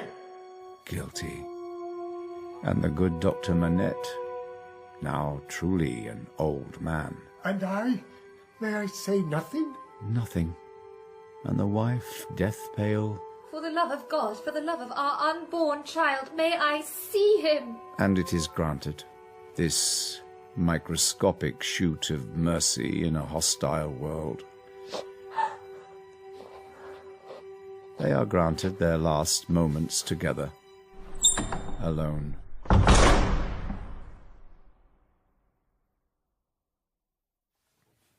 I thought I was a hero, that I had saved him. How wrong I was. I have condemned Lucie to unhappiness, to widowhood, condemned my grandchild to... God help me. You did nothing, man. That damned tribunal. Those damned brothers, the Evremonts, you're at no fault here. Believe me, that verdict was cast before the tribunal sat. It was cast 20 years ago. We're damned by it all the same. No. Not without a struggle. What can we do? That is yet to be decided finally, but for now, friend Manette, you must go back to the court, see the President, every member of that so-called jury, and address them as one who has served his time and earned his right to speak. Darnay is to die tomorrow. Then if you are to save him, you must do so today. Believe me, your passion may yet bring us to a happy return. You think it possible? I believe anything to be possible if it is done with a good heart, and I know, Manette, that your heart is good. I'll do it. I'll do it, or die trying. Carton, Laurie, until later. Do you think it possible? No. Impossible. Then why? After all is finished and done, it'll give him some comfort that he tried. It may give Lucie some comfort too. In a pretty damned comfortless world, does that stuff give you comfort, Carton? This? It generally gives me a headache. And you know what the best cure for that is, Laurie? I shall see you in the morning. Where do you go? Oh, to put myself about a bit.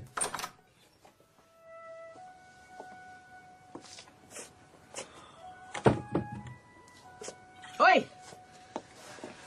Pross, how is she? How'd you think? Half mad with it, and trying to be as brave as an Amazon. She's all the spirit in the world. What I want to know, Cully, is, do you piss more than you drink, or is there stealing, Captain Standish? Is it any business of yours? Aye. Why? 'Cause I'd say we both loves that girl more than we loves ourselves, right? Not hard in my case, Pross. There's not a lot to love here. Stop counting the waves. Then I have to ask you something. Your brother. Can I trust him to do what he says? You can trust him not to, because he never did. Not ever. Unless... Unless? You got his neck in a noose. It is, I'd say. Then yes. Now, before you leg it, come over here. If you look through that there window, you can see her. Through the flawed glass of the window, in the golden light of a candle, she sits, head bowed, a tear glittering as it falls and is then frozen in time. I see her, Pross. I always knowed you'd some guts in your brains, Mr. Sydney Carton. So go and use them. Hey, roast beef. How'd you like revolutionary justice? I like it just fine, citizen. We could do with some in London, eh? I'll drink to that. But I'll drink to anything. You make a spectacle of yourself. Why? We have different aims in view, Mr. Barsad. You to keep in the shadows, I to stand in the light. As a drunk, as a joke. Exactly. Who takes a joke seriously? Except you, my friend. I take my neck seriously. What do you have for me? The first batch go down at 2 o'clock tomorrow afternoon. Your man will be in it. How many in all? 50, though they may add a few. All right. Here's what I need. Passes for both of us tomorrow morning to see the prisoner. Say it's for my book. It won't be easy. If it was easy, I wouldn't need you and you'd be dead. You're not going to sell me short, are you? Until my friends are out of France, you're safe. After that, Laurie will destroy the affidavit, I'll be gone, and you'll be free. We meet tomorrow at 10 in the morning at La Force. As you say.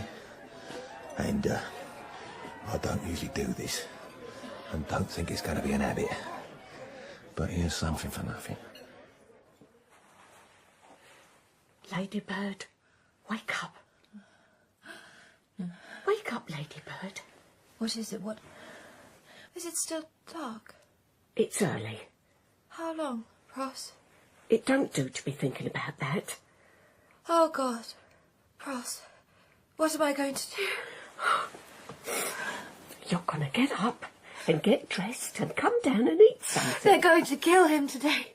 And I was asleep. How can that be? Maybe you didn't hear me, Ladybird. Get up, get dressed, get downstairs, and get something down your gullet. Now. Why? Tell me why. 'Cause it's what we do. Because it's what we do. That's right. Toe-to-toe, bare knuckle. 23 rounds. Come on, come on. Lucy, my dear, come, sit, eat. We have to go soon. We can't go. We must be here. Carton. It's Jerry. We can't run, not on this day. Is it arranged? Well, as neat as can be at this notice. I tell you, mister, and I'm sorry to say it in front of you, Pross, but I do not like your brother. He was always spoiled as a nipper, being the youngest of 15. Get yourself some coffee, Jerry, and something to eat. Mr. Laurie, Jarvis, you must see I cannot go. Carton. Mrs. Darnay, the man Barsad passed on information. A warrant has been issued for your arrest as the wife of a condemned aristocrat. The warrant was sworn out by Thérèse Defarge. She means to wipe out the whole race of the Everyons, and that means the death of the child you carry, and your death too. A coach will be here at 11. You, your father, and Mr. Laurie will be on it. If you have any last letter for your husband, I can ensure it will be delivered. I will meet you at the city gate. Miss Pross will stay here to make it seem as the place is still tenanted. Jerry will arrange a second coach. A letter? You really can? I can try. God bless you, Mr. Carton. I'll do it now. Dr. Manette is in a bad way. I fear for his mind, Carton. Then it's up to you and Jerry. Well, I'll get him aboard. Barsad reckons we can trust the coachman. But me, I ain't so sanguine about it. He knows if they are taken, so is he. It'll do. Pross. Don't you fret over me. I can take care of myself. They won't touch an Englishwoman. Then I suggest we have some breakfast and get about our business. I'd do that if Jack White here hadn't ate all the bacon. Well, leave off, Pross. It's hungry work, this plotting at 4 in the morning. Still, at least it ain't resurrecting, eh, Mr. Laurie? Too soon. Well met, Barsad.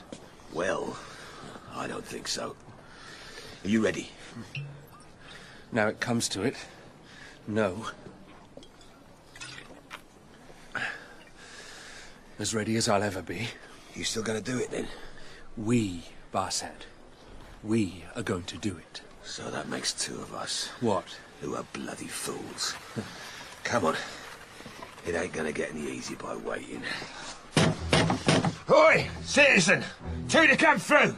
2 to come through! Hurry, Father. We have to get aboard. My fault. All mine. Come on. I should stay. I cannot... Don't you fret, Doctor. It's just a little trip. Pross. Ross. Look at you now, Ladybird. A proper sight you are. Fit for the fancy, for sure. Now, no tears.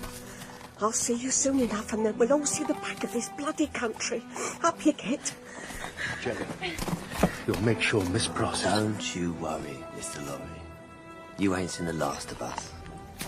Go on now, get aboard. Seems a long time since that night on the Dover Road. Recalled to life, eh? Go! Ross, take care. Take care.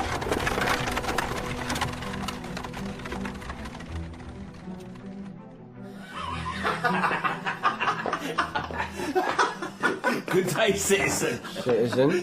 What brings you round here? I'm taking my English friend to see the prisoner Darnay. Citizen? We have passes from the committee. A drink? Good French brandy, eh? He's curious. Wants to see a real aristo while there's still a few left.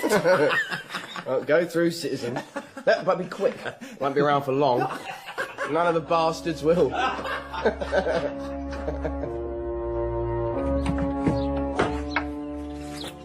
What are you up to, Pross? Making the place look lived in. Beating the bolsters. What exactly does that mean? It means I'm beating the bolsters. Out the window. I does it every morning. I'm doing it this morning. What about you? I'm off to pick up a fly. That bastard knows a fella, and then I'll be back here to pick you up at 2 o'clock. Most everybody will be watching the... You know. You sure you can handle any trouble? The day I can't handle Jean Crapeau is the day I'll be fine. You just make sure you're ear sharp. And you can handle a barker too, can you? Your brother was a grenadier. It's primed and loaded. 2 barrels over, under, if you have to. If I have to, then I will. We'll knock Citizen Warder when we're ready to leave, right? What in the name of all that's holy are you doing here, Carton? And this... I know this man. Good day. What? Not much of a place here. I won't be staying long. Do you have something from Lucie? I have a letter for her. If you could take it, I'd be obliged. The guards, they don't send them on. You can give it to her yourself. Please don't joke. Not now, not in this place. No joke, we've come to save you. Finally, it seems the drink has rotted your brain, Mr. Carton. You want one? It's good brandy. It helps, believe me. If I am to meet my creator, I would rather do so with a clear head and a steady eye. You know, I never really liked you, Darnay. The feeling is mutual. Nevertheless, we are here to save your life. Not for your sake, for hers. How do you propose to do that? Exactly as I did last time. If we change clothes, you loosen your hair, I tie mine up. You look like a drunk, I look like a pompous Frenchman. You go, I stay. I tell them of their mistake. Once you are clear, they let me go. You think they'll let you go? No. Of course you don't. You know that if you stay, they will surely kill you. I honour you for it, but I cannot allow it. Think of your wife, your child. I do.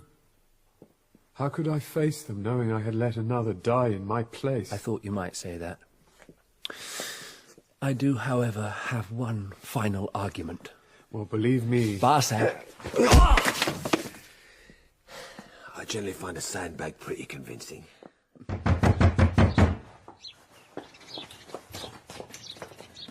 Come ahead, you brass baggage. Where is the woman every morn's called Darnay?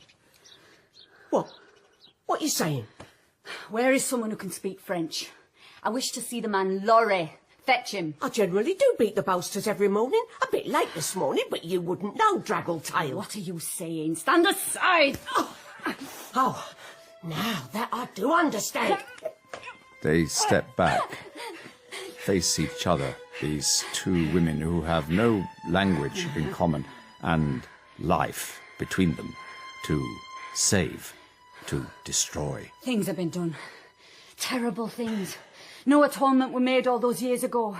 Now it is required of him, of her, and of her child. Madame Evremond, show yourself to me. I have come to settle matters long Did no one ever tell you it was outstanding. rude to shout? But how would you know that? Still, for as much as I care, you can stand there all day till Jerry Cruncher comes back and settles your business. Therese's dark eyes sweep.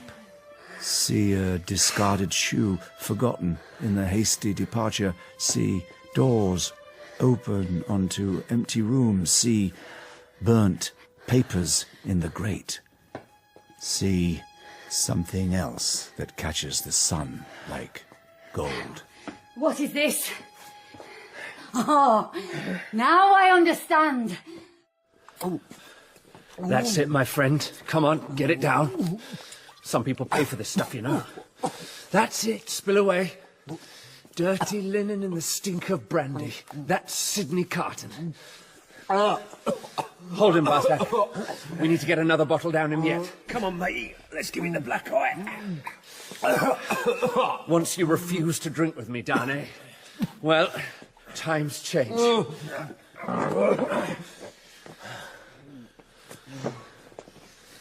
Now, my friend, do I look the part? Why are you doing it? Not for him. For her. Always amazes me what a man will do for a woman. Take care, Barsad. You're not out of this yet. Suit yourself, Captain. And don't worry, you look like an aristo, and he looks more than half seas over. Here we go.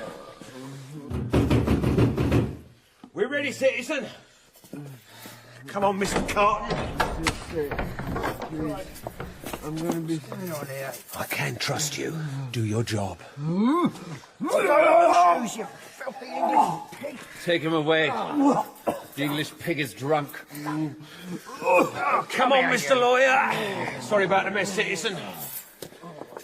You're some kind of a man, Mr. Carton. So you are.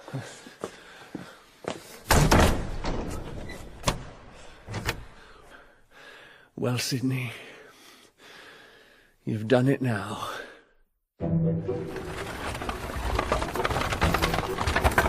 Who goes there? Travellers, I have a pass for all.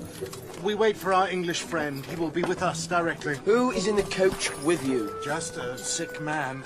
And a boy, his nephew. You? It's my uncle. His wits are gone, citizen. We're taking him to the asylum. Very well. You may wait.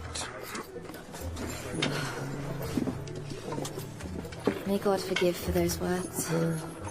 And for deserting my husband. He will forgive.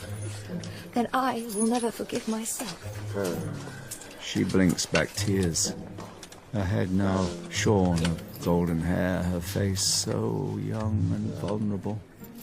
Beside her, the father she may have lost forever now. And behind them, in the dark heart of that other city, vengeance. Therese Defarge picks up a golden curl from the cold fireplace. She has cut her hair. She's in disguise, the Evremonde woman. No difference. I will have her. Pross doesn't understand the words, but she knows damned well what the golden hair means. Put that down. I will have her head and her child. Every one of that race will die as my family died. Jabba, jabba, jabba. It don't make no difference to me, because you ain't going nowhere. You think you're fierce, my lady. Perhaps you are. Perhaps the world should come to see us as we are at last. Therese makes for the door. Stand back if you wish. I'll stand in my way and die for it. There is a confidence, a certainty in her step, as if she knows nothing will stop her now. Not leaving so soon. But then she doesn't know Pross. Both frozen in time as the afternoon sun creeps across the wooden boards of the floor. Too late for prayers, Evremonde. You've got a date with the national knife. I have made my peace. I am ready. Shall we go? I am ready. You people make me sick. The sooner we've done the last of you, the better. Then you better get on with it, citizen. The sun has advanced perhaps an inch, no more, when at last she moves. You think you can stop me? Steel flashes in her hand. Choke on this! No! Not now. I will have my... That's done for you, you brass-faced bitch. Done for me too. Jerry, you needn't bother coming back now. Fly away, ladybird. Fly away.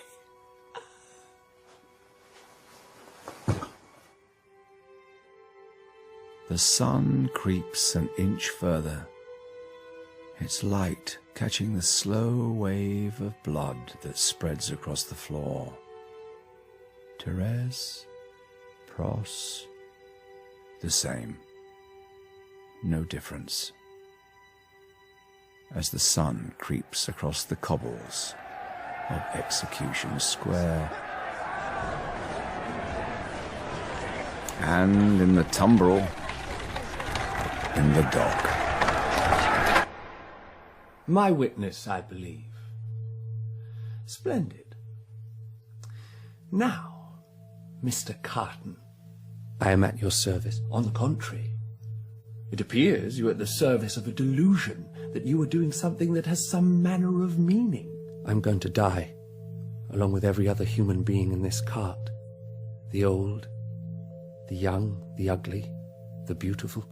Ah, I noticed you took the chance to comfort a young girl, hold her close, kiss her on the lips, taste her salty tears, assure her she'll be in heaven tonight. Surely pretty low, Mr. Carton, even for you. I spoke as I felt.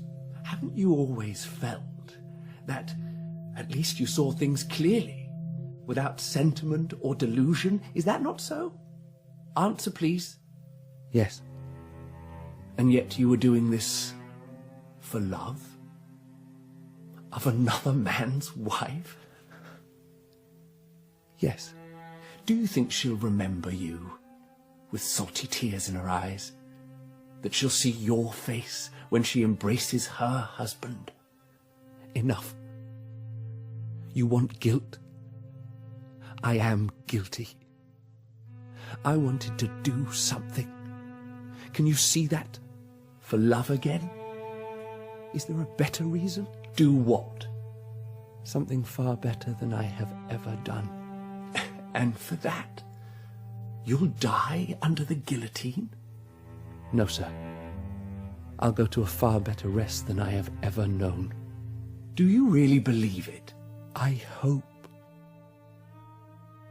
That's all there is in the end. Hope. Sydney Carton, that once promising lawyer, stands centre stage at last, at the foot of a scaffold. He stumbles, catches himself. He begins to climb. It's not easy keeping balance with his wrists tied, so he's concentrating on each step. The blade is pulled up. The ratchet connects. The blade is held, waiting. He pauses for a moment and looks around for the last time. Then they take him, throw him down, secure the straps. They're fast and efficient. The release handle for the blade is beside his head. He can see the executioner's hand as it reaches out. The blade falls. A gleam of sunlight catches the steel for one moment and flashes like a tear in the beloved's eye. And it is as if the blade itself is frozen in time and space forever.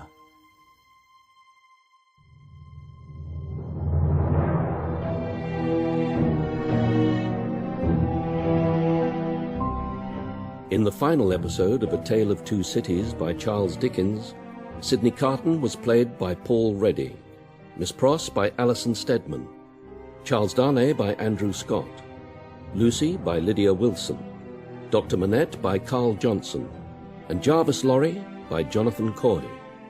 Madame Defarge was Tracy Wilds, Jerry, Carl Prekop, Barsad, Gerard McDermott, and the court president, Paul Moriarty. Charles Dickens was Robert Lindsay, and other parts were played by Ricky Lawton, Christopher Webster, Adam Billington, Alex Rivers, and Simon Bubb. The music was by Leonard Bush. A Tale of Two Cities was dramatised by Mike Walker and directed by Jeremy Mortimer and Jessica Dromgoole.